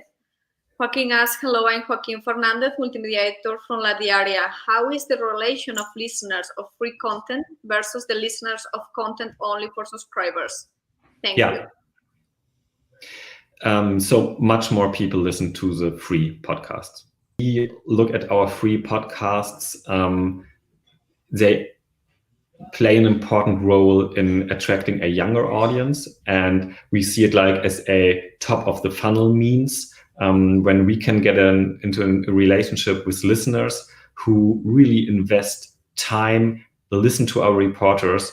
That's a great opportunity for us to show them what Spiegel is capable of, what we are doing, how Spiegel is working, and we can point them in the direction of our website or other podcasts or our paid offerings. So for us, for once, it works really well through advertising. So this is good. So we are not wasting money. And on the other hand, we are attracting a younger audience and can show them what Spiegel stands for. So this is really great for us. And then if you are a subscriber, you get podcasts on top of your subscription. People use it, but this is the mini series and the weekly podcast. The offering at the moment is smaller than the free offering. So in terms of engagement and listen minutes, the free podcasts are more, the audience is bigger at the moment. We have another question from Cole Mongain. He asks, how many people in total, journalists, producers, sound designers, are needed for the short update podcast? And So how many people Yeah. has the studio working exclusively on audio? So the brief news update. We know that there are publishers out there who start really small and grew it from there, like one person sitting in the newsroom and talking into the mobile, doing WhatsApp news briefs. We decided against such an approach. We hired one person specifically for the news update, and she is the one most likely to be on air at the show at noon and at night. But then there are other people in the newsroom who are involved at the production. So if she writes the news, we do have the news desk who goes over copy, who goes over facts. And then as one person can't possibly do the news briefing at 4 o'clock in the morning to prepare for the 6 o'clock show, and at 10 o'clock for the noon show, and in the afternoon for the late show, we have a news desk in Australia in a different time zone, and our colleagues in Australia are helping us with the morning edition. But then again, there are a couple more people who help with copy editing. So, and then there's holidays, and if someone gets sick leave. So in the end, it's hard to pin it down, but I would say it's about 2.5 people, I would say. And like advertisement, sometimes it works really well, but we have seen weeks go by where we didn't have advertisements in our news briefing. Okay. So again, and overall, was there the question like overall how many people work in audio? Yes. No. How? Yes. Even harder to answer, to be honest. So we have a dedicated audio team, and some of these people have their own podcasts, which they do, like the before mentioned Stimmenfang, our politics podcast, then Smarter Living, our self-help do-it-yourself podcast. These are people who work in our audio department. But then we have other podcasts where the audio department helps with, first of all, with strategy and come up with a format, and then with later on with editing and engineering. But the people who are presenting a podcast working in different departments. So we started a foreign policy podcast, and the colleague who's doing that, he works for our foreign desk.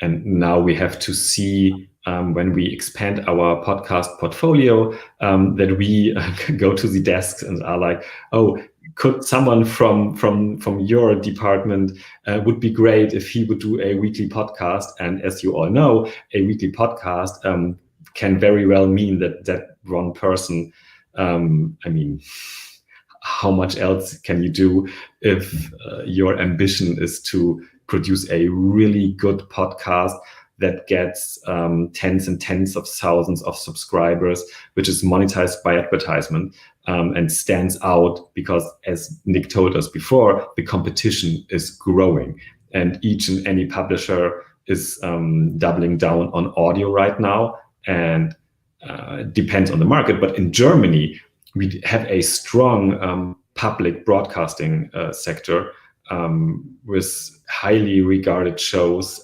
They are doing podcasts as well. So in order for us to produce a podcast, we just can't do it with less resources and just get someone a mic and let's figure out where we go.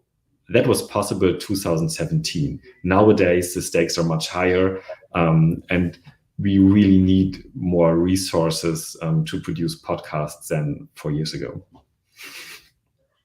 And just, last question before you continue. We have one from Elizabeth. She asks, may I ask what is meant by apps like other? How many are there? And she says, referring to the distribution slide. Yeah. So distribution is a hassle. We have people in product management who try pull in all the figures and numbers from all the different platforms which are out there. And at the moment, the market is evolving in Germany. Audible going into podcast, Spotify going into podcast, and there are some slightly smaller players who try to go into podcasts.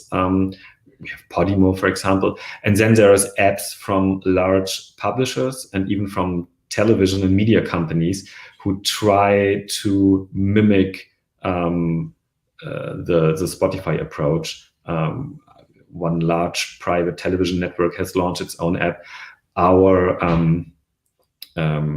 So there's a couple of apps nowadays who try to give you a large podcast experience and stack exclusive podcasts on top. Some media companies have access to VIPs, so they do podcasts with VIPs, sometimes from television, sometimes from football and soccer, and try to reach a bigger audience. So to broaden the audience of podcasting. And that is the moment we are in right now. Before that, in the last couple of years, it was more of a niche theme. Then more and more people realized the growth, the opportunities for growth in Germany. And now there are so many podcasts. Sometimes you wonder who should listen to all these podcasts. But at the moment, numbers are going up, and the competition. We feel the competition, but so far our shows are highly regarded. The quality really is important, and we are good there. So other apps could mean any of the new emerging platforms that are out there. Some of them ask us, can we include your podcast in our app? And we give you access to statistics, sometimes even demographics. But then again, you're ending up with you release your podcast into the wild, and to gather the information, how many people are actually listening, for how long, who are these people, as you all know, that's really, really hard to do. The category is certainly growing. We have another question, Ole, from Ellie. Sure. Have you ever considered doing English audio products to reach listeners from other European countries? And you said that you have people in Australia, so I think it's a good question. To be honest, no. Okay. To be honest, no. So because we have an international website where we translate some of our articles into English, some of our major scoops, topics that are of interest for the English-speaking world, for Europe. A couple of weeks ago, we did an interview with Navalny. We translated it into Russian. We translated it into English. But for us to do English podcasts, it's interesting and it's tempting. But if it's a free podcast, we really want to sell the advertisements ourselves. And we can do that if we have a very clear picture of our audience in a very specific market. But when we would have an English podcast, and then it's like 10% listeners from the UK, 5% from France, 11% from Spain, that makes the advertising very hard to realize. So I'm sure people are looking into that. My hope would be that people will find solutions that are satisfying for us. But at the moment, we don't plan to go into English. As I said, we have other plans. The German market, that much is happening in the German market, and our portfolio is not quite there where we want it to be. Okay, so we have one question more from Pauline's podcast. She asks, how did the corona crisis affect your amount of advertising at Der Spiegel? Did it decline significantly? So that depends if you're talking audio or if you're talking Spiegel. Because if you're talking Spiegel, it's no secret that all of publishing in Germany took a hard hit in the first month of the Corona crisis. That affected Spiegel as well. And the world looks, in terms of advertising, a little bit better now, even if there is a second surge. But in terms of audio, so we didn't see our audience numbers go down. And in terms of advertising, I'm pretty sure you could, if you take a step back and look at the whole year, that you could determine that there will be an impact of Corona on our advertising in audio. But to my knowledge, so far, podcasts didn't suffer as much as display advertisements have suffered, which was significant. She just wrote in the chat that she was referring to audio. Yeah. No, not to my knowledge. I have to check back with colleagues, but my understanding of the matter is that our shows had advertising in it. No people pulled advertisement, and so that worked really well. And then again, sometimes we do pause a podcast if there are no advertisers, if it's a free podcast. And to the contrary, the interest in, Spiegel has podcasts, we want to advertise in podcasts, was at such a level that I think at the moment, we have all these 7 podcasts are up and running or will be up and running soon because we have advertisement. And we even will this Friday, watch out, this Friday on all the platforms and channels, we will launch an 8th podcast because the demand is there. The interest from the audience is definitely there. And if that matches up with interest from advertisers, the better. And so in this dark and grim year in terms of news and in terms of the news are dark, but interest in news is high. But in terms of advertisement, podcasts are really the silver lining. And well, as you mentioned before, we have a request from Elizabeth. Since you mentioned that you're looking for reporters, would be the best way to apply to find specific roles on your platform? So there's our company website. It's called spiegelgruppe.de, spiegelgruppe.de. You can Google it. And there are the placements.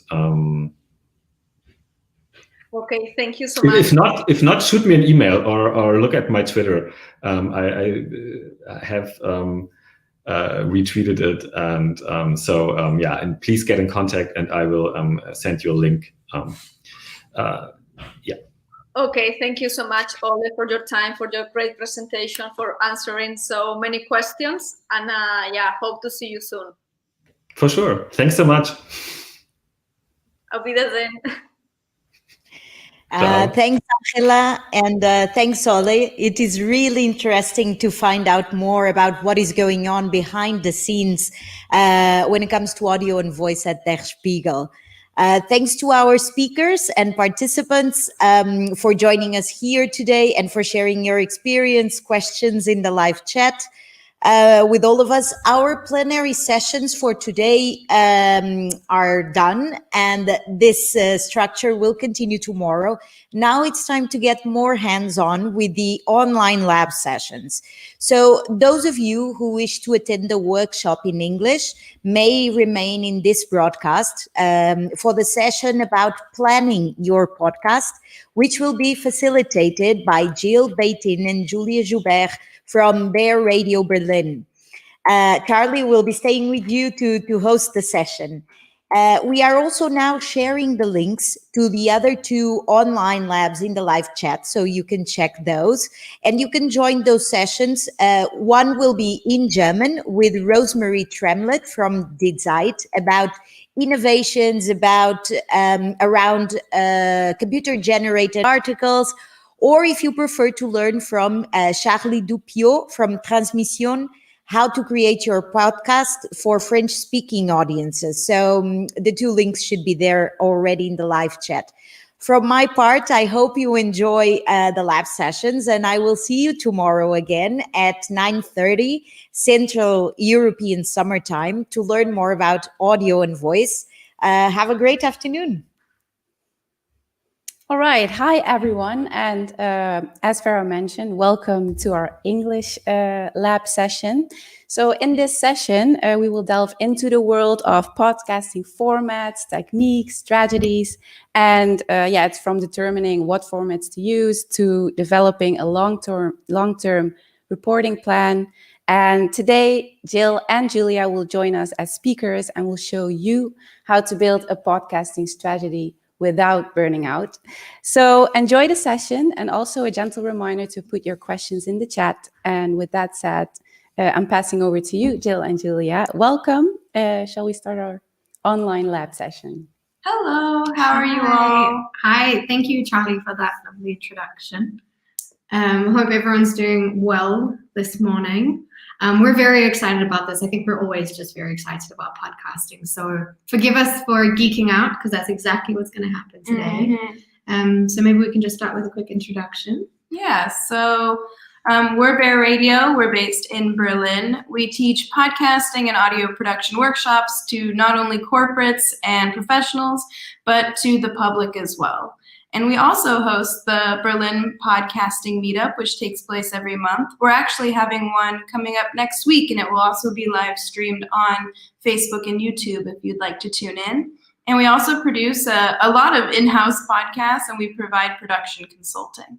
So just a bit about me. I'm Julia. I come from South Africa. You might not be able to tell from my accent because Jill's American accent is rubbing off on me quite a bit. I have a history of broadcast journalism. So I studied media and radio production at the University of Cape Town, was in more traditional broadcast radio for a good number of years. And then as of 2017, I got into podcasting and joined Jill, who is the founder of Bear Radio.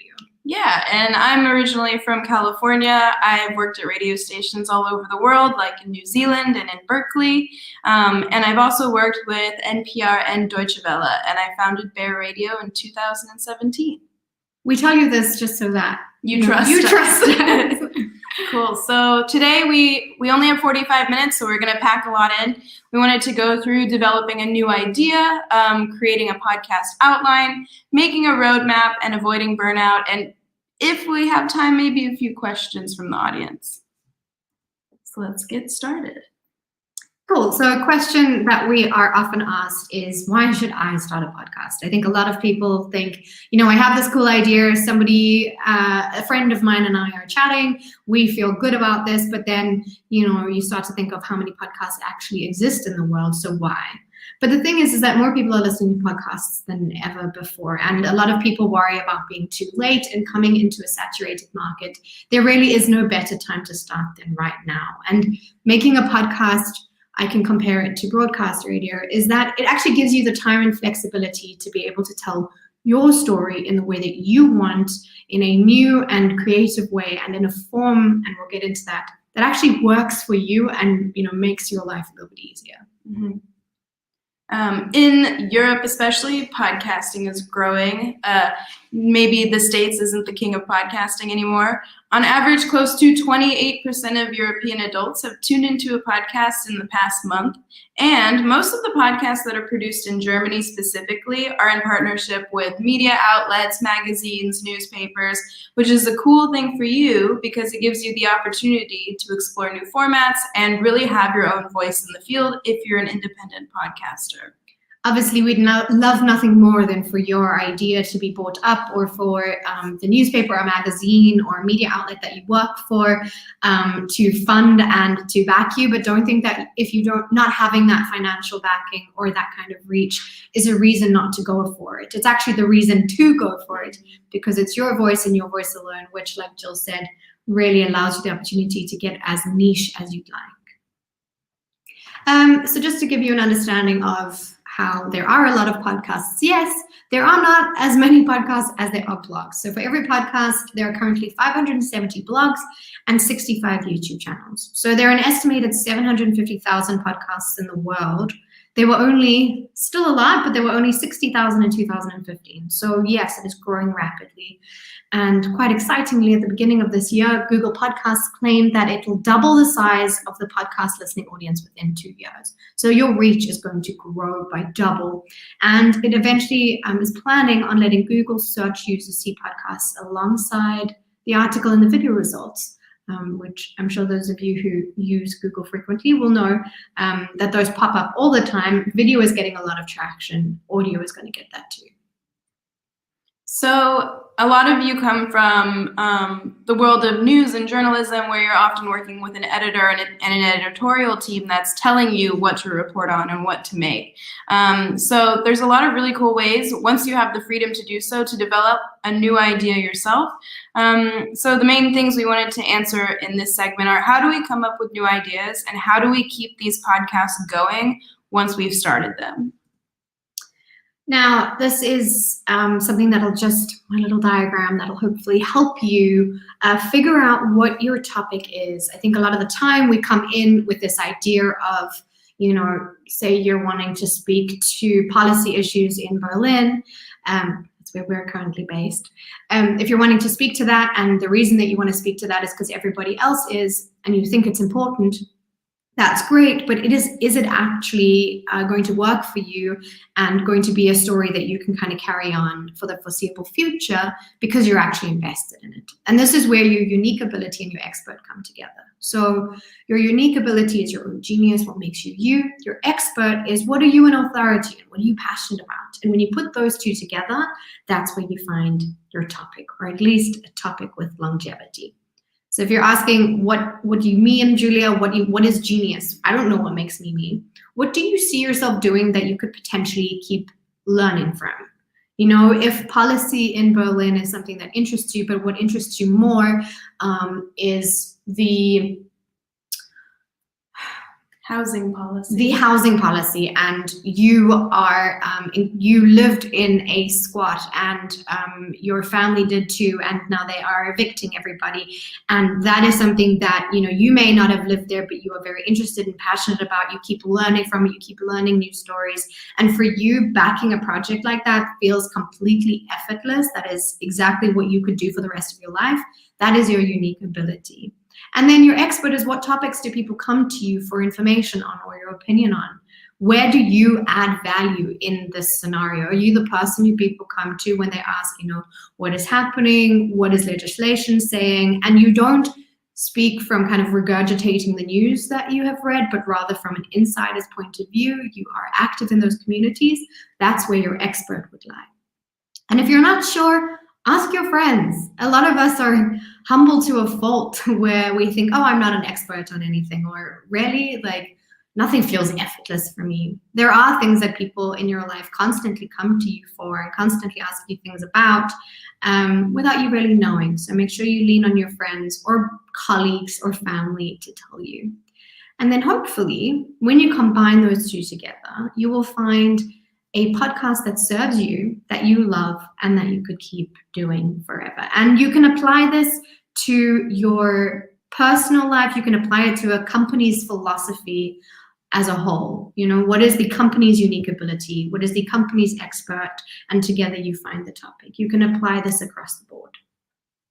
And in order to, you know, keep a podcast going long term, it's always a really good idea to create a podcast outline. There's a lot more things that go into creating a podcast than simply, you know, the audio component. So when you want to actually start a podcast, there's a lot of things you can get, like ducks you can put in a row in the beginning to make the process more streamlined for you. There's a lot of questions. Please don't be overwhelmed by these questions. These are more things to kind of get the pistons firing, get you to start thinking the way that you need to think. It's a bit of a readjusting of the brain and stepping out of your formal journalistic approach and taking a more podcast approach to it. Yeah, so the first thing you want to ask yourself always is, why do you want to make this podcast? And we always reiterate that why and that personal connection. Is it a hobby? Is it for your business or your outlet? Or is it a marketing tool? And also, what is this podcast about? If you're having a podcast on Berlin housing policy, you're going to be having a lot of conversations with really interesting people, but you'll always need to maintain that through line of housing policy. Also to know what it's not about.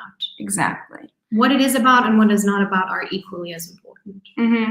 And sometimes people think this might be a bit frivolous, but what is your podcast name? And what is your podcast cover going to look like? As much as we don't like to admit it, sometimes people do judge a podcast by its cover. I do. We do. All the time. Definitely. I do all the time. And I judge it by its name too.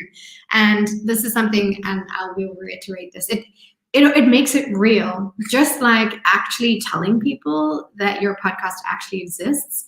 It doesn't exist unless it has a name or unless it has cover art. And it does something in your brain that really switches the gears a little bit and gets you moving forward because it gets you excited about it, hopefully if you've chosen a good name.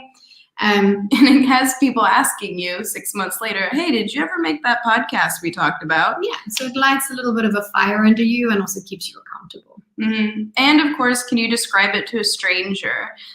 We always ask our students to give us an elevator pitch of 10 or 15 seconds, just a few sentences and it'll really be very illuminating into helping you figure out exactly what your podcast is about. And of course, what is the podcast format and who is the podcast for?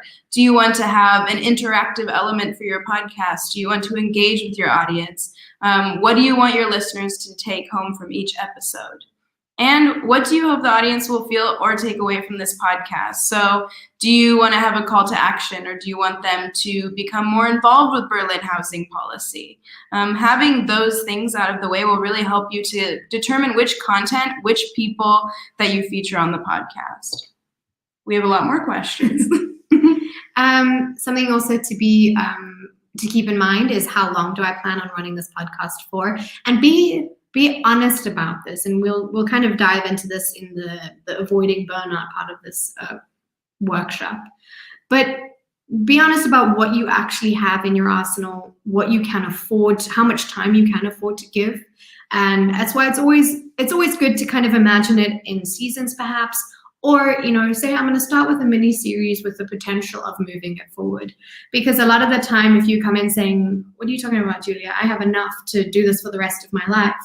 I'm really stoked for you, but you're going to disappoint listeners along the way if you are doing daily releases and then kind of get tired and then stop and whatever. So be honest with yourself about how long you plan on running it for. Also then, along with that, what is going to keep me motivated? Is it the excitement of storytelling? Is it the stories themselves? Is it the opportunity to travel if we can travel again? Is it the opportunity to meet people? What are these things that are going to keep me motivated? Who, if anyone, is on my team?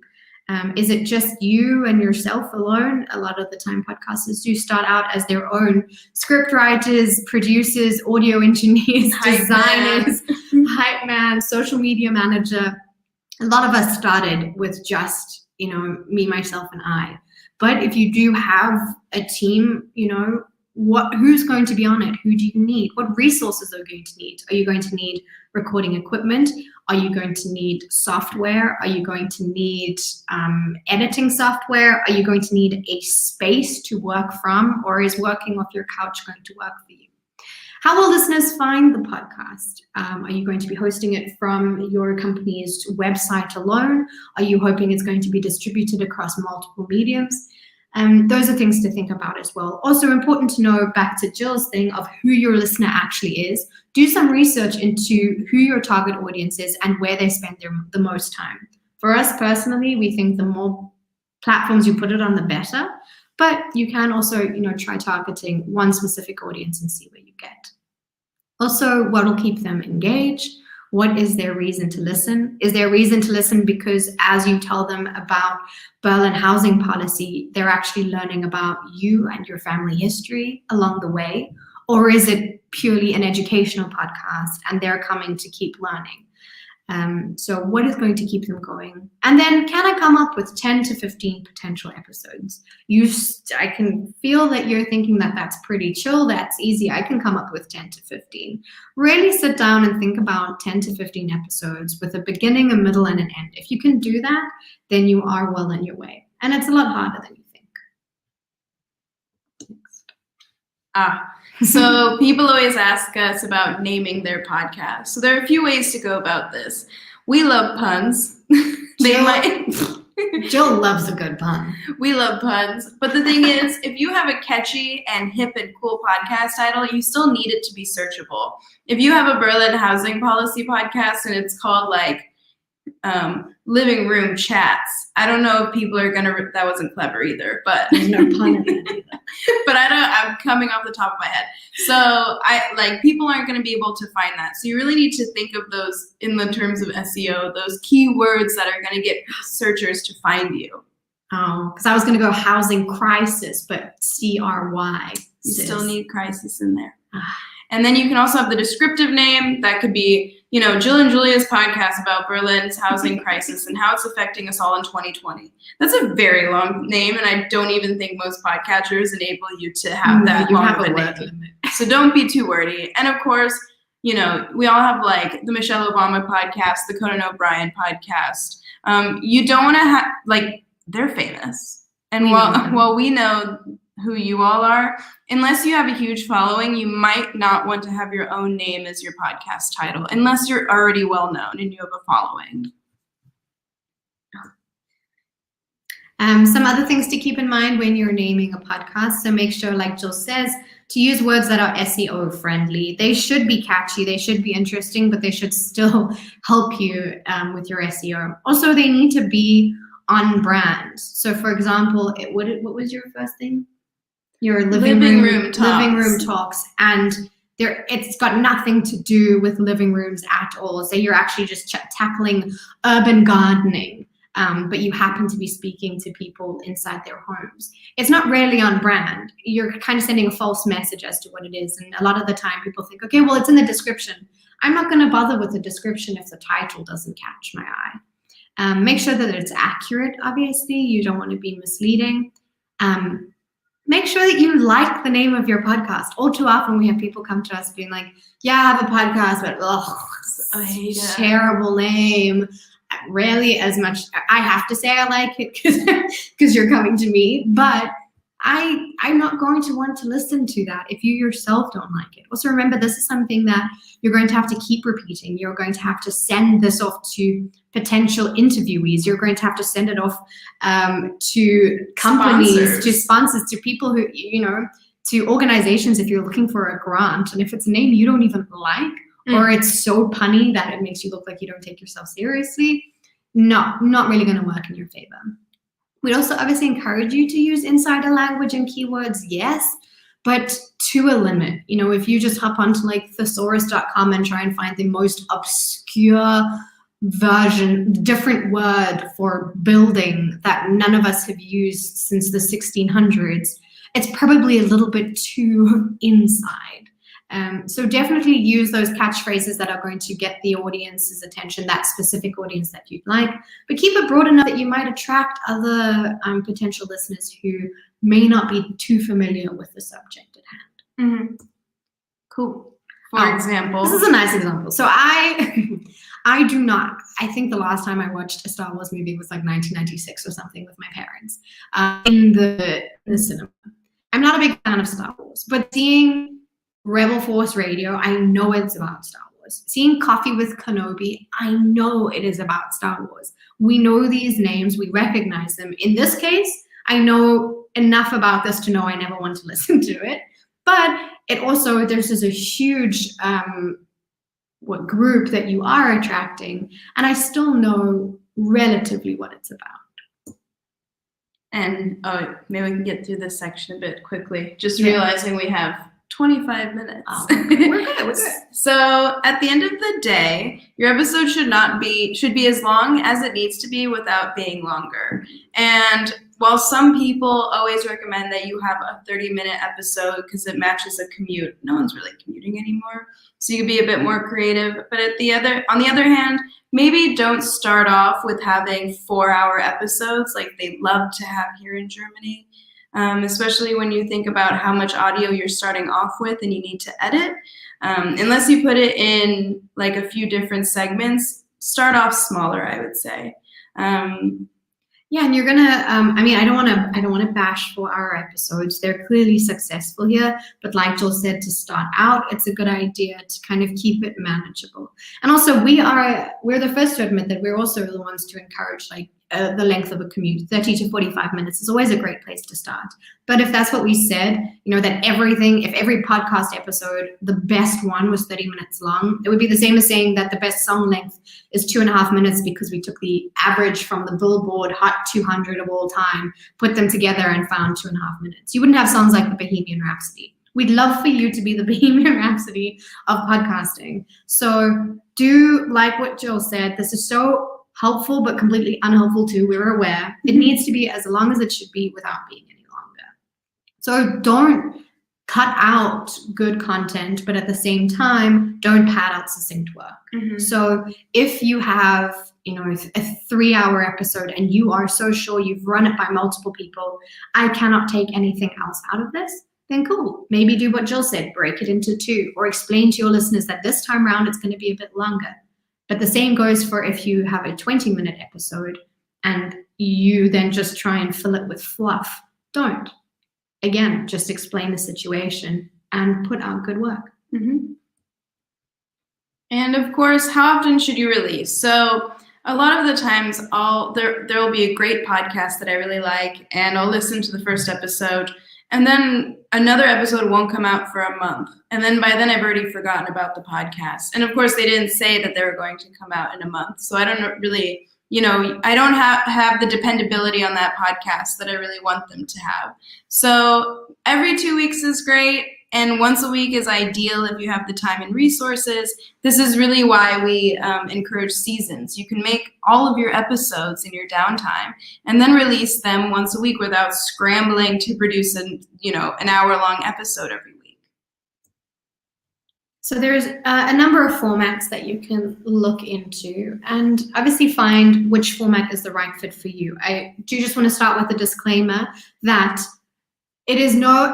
it's no longer just cut and dry where you have an interview format or a solo cast format or a fiction storytelling format. These are all interchangeable. Each is influenced by the other. And we'd always highly encourage you to kind of pick and choose elements from each format to create one that works for you. Mm-hmm. And these slides have a lot of text, but we'll get through it. So interviews, you're all from radio and the news. This is the classic in the podcasting world. Podcasts initially started as rebroadcasted radio interviews and shows. So you have these shows like, How I Built This, Fresh Air with Terry Gross, and these are really mainstays in the world of podcasting. And what's great about these is as conversation flows, you don't need to edit so much as you would a fictional or non-fictional storytelling podcast. And you also won't really run out of things to say on a topic if you're a good interviewer and if the guest is prepared. On the other hand, you will need to put in the work of, scheduling people, working with guests, having pre-interviews, recording around their schedule, which these days, it's kind of nice because a lot of us are home. We can do interviews on Zoom or Zencaster, but you do need to have a good internet connection to do these. Which we don't have here. Sometimes in Berlin we don't. And of course, there's already so many interview shows, and I'm assuming some of your guests have even been on a podcast before, being asked about the same topics. You'll need to think about what makes you stand out in your niche. Okay, so a lot of podcasts are also conversational. These are really fun to listen to. It's this classic thing of, we love listening in on a group of friends and feeling like we're just having a coffee with people we know, being a fly on the wall, and you get to really know the hosts and their personalities.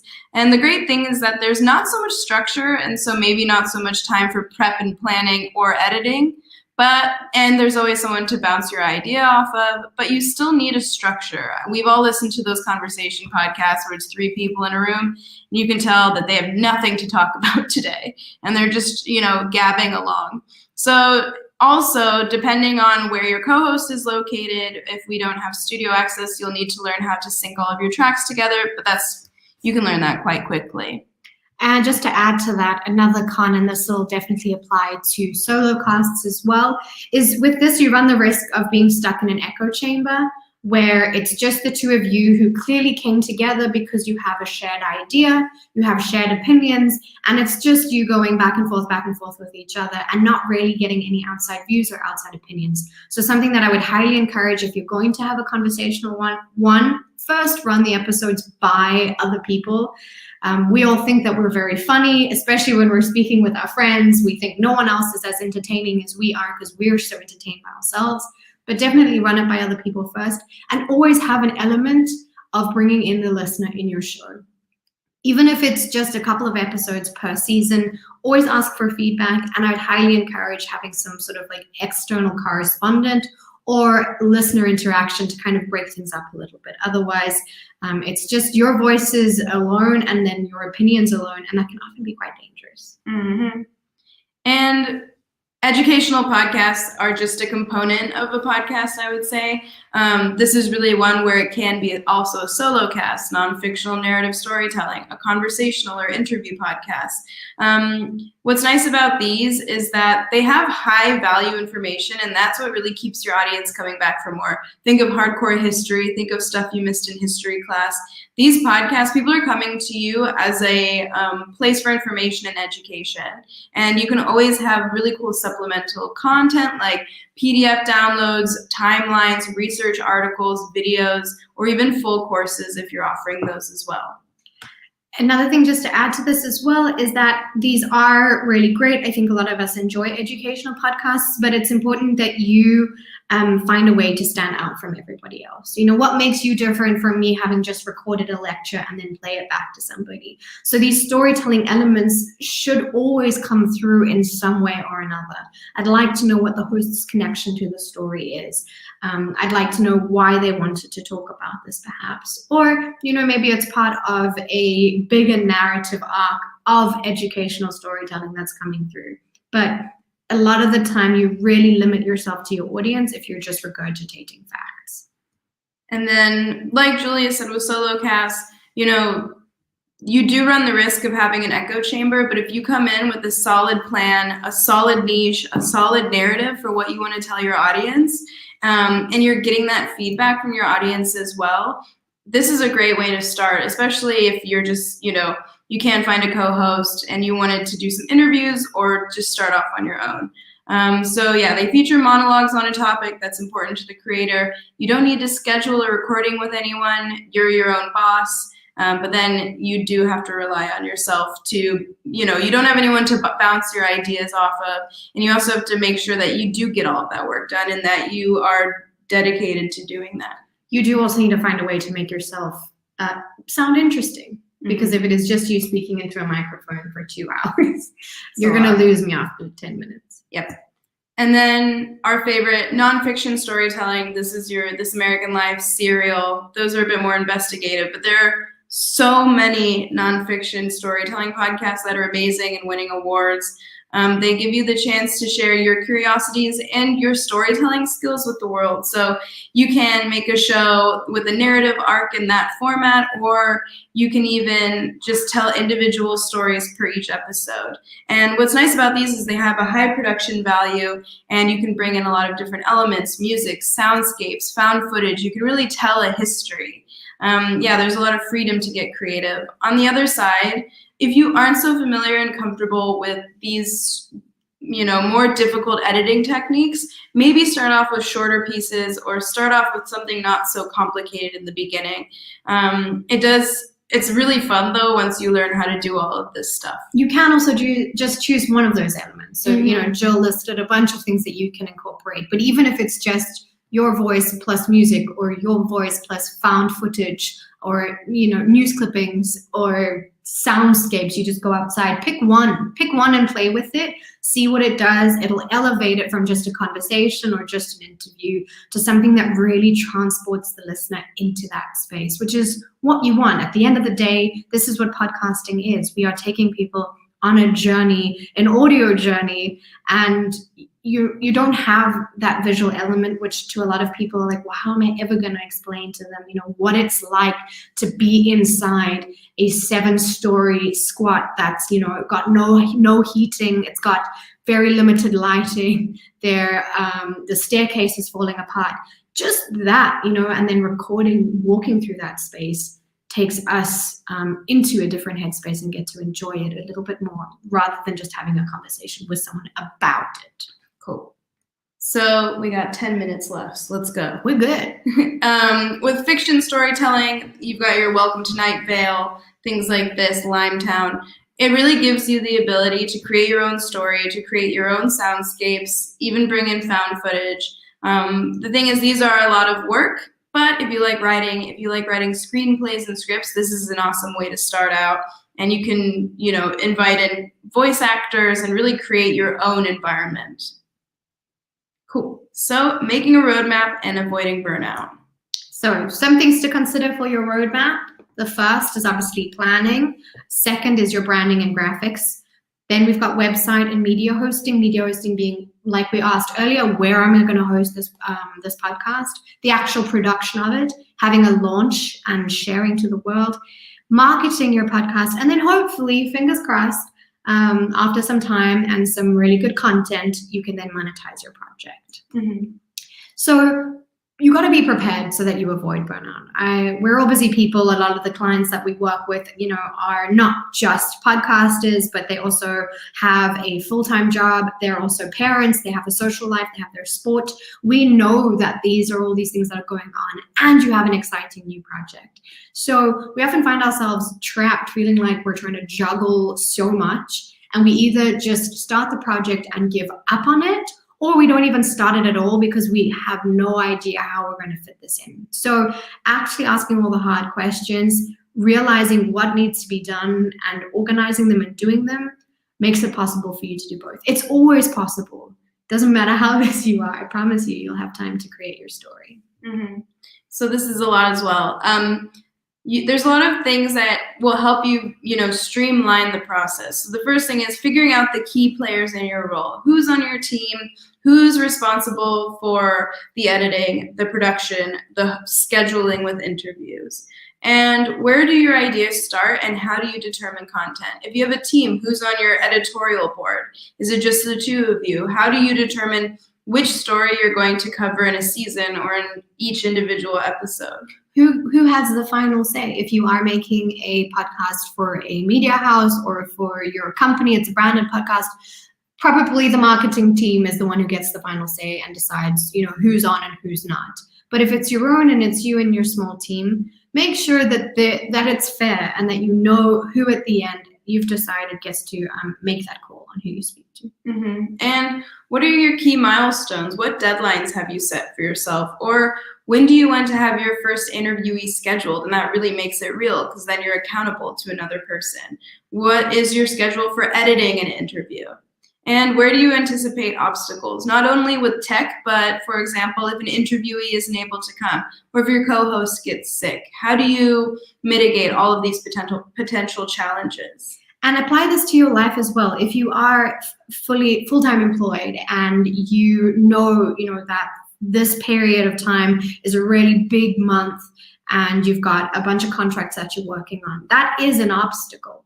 And it's something that you can work around. So that's where something like seasons might come in handy. We say, okay, my season, I need to have everything produced before this month. I will use that crazy month as my release month, but have everything done before that. So another thing to do is, of course, sketch out a communication plan. Communicate with the people on your team. Consider when you communicate? You know, after 6 p.m., do we not speak to each other, or is there an ongoing WhatsApp group? Who am I speaking to? How am I speaking to them? Are we sticking to Trello, to Slack? There's so many things available to you now. Jill and I had to make a couple calls ourselves. You know, as colleagues, we also then became friends, and we were starting to have multiple conversations in our own personal WhatsApp, and it just wasn't working anymore. And actually dividing the two, which sounds silly because it's just the two of us, but it was important to have that communication plan. Same goes for production notes. You know, don't take notes on your computer and then have notes on a piece of paper and, you know, then draw up an episode plan on a whiteboard somewhere and take a photo of it. Have an organizational tool. Maybe it's something like Google Drive. Maybe it's something else that you may have found that works better for you. But keep everything, like your production notes, your audio, your scripts, everything, all that data, keep it all organized so that it's easy to find and easy to access and share with other people as well. And what tools will you use? So, for example, are you going to be using Hindenburg or Pro Tools to edit? Which Google Suite will you be using? This helps to, you know, answer a lot of questions about efficiency and road mapping in general. And what are your backups? Not only with media and tech, but with people. Also, where are you storing all of your archives and all of your audio? If you're going to be making a podcast with hour-long interviews and you're using WAV files, like I've learned, that very quickly will slow down your computer when you have 40 gigabytes of audio on it. Would always recommend investing in an external for the sake of your computer. Yeah. And where can you use templates, not only in your script, but in your digital audio workspace as well? With a lot of our podcasts, we already have the intro pre-plugged in and we have the outro pre-plugged in, and then we have break music for an ad or an announcement. Even something like that will save you like 2 minutes, but it's just one step you don't have to think about. And these are these workflows that you kind of have to consider. You know, do I have this template? Do I know, you know, we went back just to the beginning in terms of like, what are my key milestones? If I know that I want to have the interview done by this date, I want to review the interview by this date, I want to have my script done by this date, this is all a workflow that you can kind of set up for yourself. But if you find that this isn't working for you, one, review that workflow, you know, commit to, you know, a monthly review at the bare minimum. What's working, what's not working, what have I learned? And then how will you document this workflow for future reference? You know, because a lot of the time we make the podcast, we push through it for months and months and months. Then we have the release month or two where we're like, oh, this is actually easy. That was fun. You reapply that entire workflow to the next time and realize why you were so drained and finished by the end of it. So document how long things took you. You know, how long did it take me to listen through an hour-long interview? How long did it take me to script? How long did it take me to source music, so that you know how to readjust for future? Yep. And a lot of this can also be found on NPR training. We always recommend that. You probably know they have a ton of resources. And that's it. So if there's questions from the audience, if not, we're Bear Radio, and you can reach us if you want to know more at info@bearradio.org and at Bear Radio Berlin. We have 2 digital workshops coming up this weekend that you can still register for. One is the basics or the fundamentals of podcast recording this Saturday. And then we also have the fundamentals of podcast editing recordings on Saturday, editing is on Sunday. And I just want to also say that we had now 45 minutes to kind of give you it really was just a crash course. Please don't be intimidated by everything. What we really hope to do is kind of to get you thinking, to get you inspired, provide you hopefully with a few tools. There was a lot to take away from that. But if you do have an idea, go with it, run with it, and apply some of these things that you've learned today. How do we get up? Cool. So yes, nicely done, Jill and Julia. And we have one question from the audience. It's from Corinne. And she asks, what kinds of agreements need to be in place if people from different outlets or businesses want to team up to make a show? Yeah, so definitely if you're working with an official outlet and they have a legal team, always talk with them about licensing, rights, copyright, and things like this. Also, prior to working with each other, really figure out those workflows that each of your company uses. Figure out if you're using MTE or if your company uses Logic or Pro Tools, to figure out how you can get rid of these gaps between the company workflows as well. Anything else? Yeah. Yeah, I think I think it's a lot of the time, and I can only really speak to what the climate is like here. A lot of it is kind of really casual, especially the way that podcasting is viewed. Everyone's like, "Oh, we're just telling stories, and it's fine." And you kind of forget that it's important to have things like contracts down. It's important to have in writing who owns the content at the end of the day, who's responsible for it at the end of the day, who has distribution rights, who profits from it, who profits off of it, how do you share those profits? With regards to Creative Commons or sharing ideas and stuff like that, that also needs to all be discussed in-house. But for example, if you are one brand and you are kind of taking inspiration from another, it's always important to reach out to them, ask if you're allowed to use their content or to recycle their content. Most people are always happy for that collaboration, as long as there is some sort of acknowledgement, both in the episode and in the write-up. But if you're working together, contract, including your interviews, it's that same thing with like a release form. Make sure that you have that release form signed, so that at the end of the day, that interviewee can't come back and say to you, actually, never mind, I don't want that to go out into the world. They know what they're getting themselves into, and you should have it in writing. All right, nice answer. Also an interesting question from Claudio. He's asking, is it better to present on as many possible podcast platforms or just focus on a specific one? And what do you think about podcasts through Instagram TV? So we always say, nowadays you can distribute so easily to all of these platforms, and even if you have to take the 5 seconds to also upload to SoundCloud, just do it. Even if it gets you 8 more listeners, it's worth it. We also recommend uploading to YouTube, which is getting more and more popular these days. You can just have a static image and then have the audio play over that. A lot of people listen to podcasts on YouTube. We used to think that wasn't a thing, and we're old school apparently. So yeah, definitely get it on as many platforms as possible. And if you're also talking about social media platforms, we always recommend in the beginning maybe focusing or specializing in one of the 3. But I think the question was more, do I want to broadcast my podcast through Instagram TV, through IGTV? I would say yes, do it. You're not losing anything that way. Yeah. My only thing there is then you're.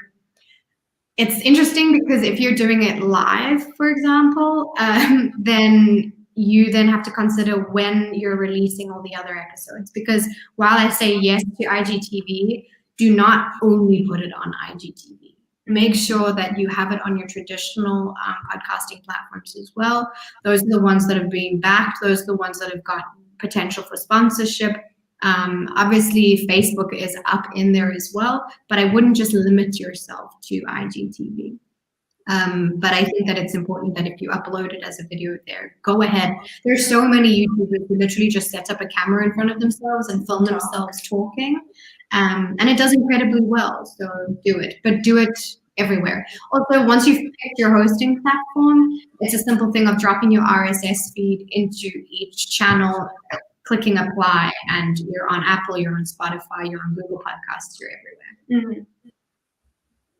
All right, thanks for answering. We have a question from Hamza coming in, and he's asking how to get those first listeners to your podcast and how to reach those people. Well, I think this goes really far at the beginning of when you're planning. Who do you want to listen to your podcast, and what do you want them to take away? And I think if you really figure out your ideal listener profile to start off with, you can start joining, even things like Facebook groups, making a social media platform and following accounts that are or joining a social media platform and following accounts that are in that wheelhouse. Just start figuring out, by process of association, who also might be interested in the same content. We, for example, have a Facebook page that's associated with Bear Radio called Berlin Podcast Lovers, and people are constantly dropping their projects in there. I think a great thing for you to do as well is your question about your first listeners.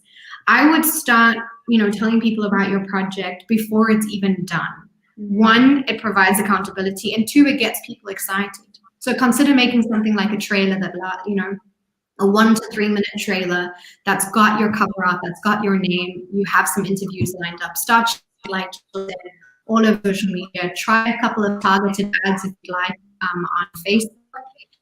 But I think the thing could just be because we're purists, but word of mouth is your best friend. Organic reach is a podcaster's best friend. So start by telling friends and friends of friends and colleagues, put it into the company's Slack channel, tell everyone what you're doing, and that starts to then, one, guarantee listens. Because putting a post on Facebook doesn't guarantee a listen. It's hard in the beginning. It's not easy. There's some podcasts, that have been around for 10 years and are only making it big now for like the last 4. So if you believe in your content, if it's good content, it'll happen. Mm-hmm. All right. Yes, those were the questions. Nicely done, ladies. And yeah, a lot of key takeaways for building your own podcast strategy in this lab session. And now it's time to wrap up, unfortunately. So I want to thank you for joining us today, and hopefully we will see you tomorrow at 9:30 Central European Time. Remember that. And yeah, have a nice day, and we see you tomorrow.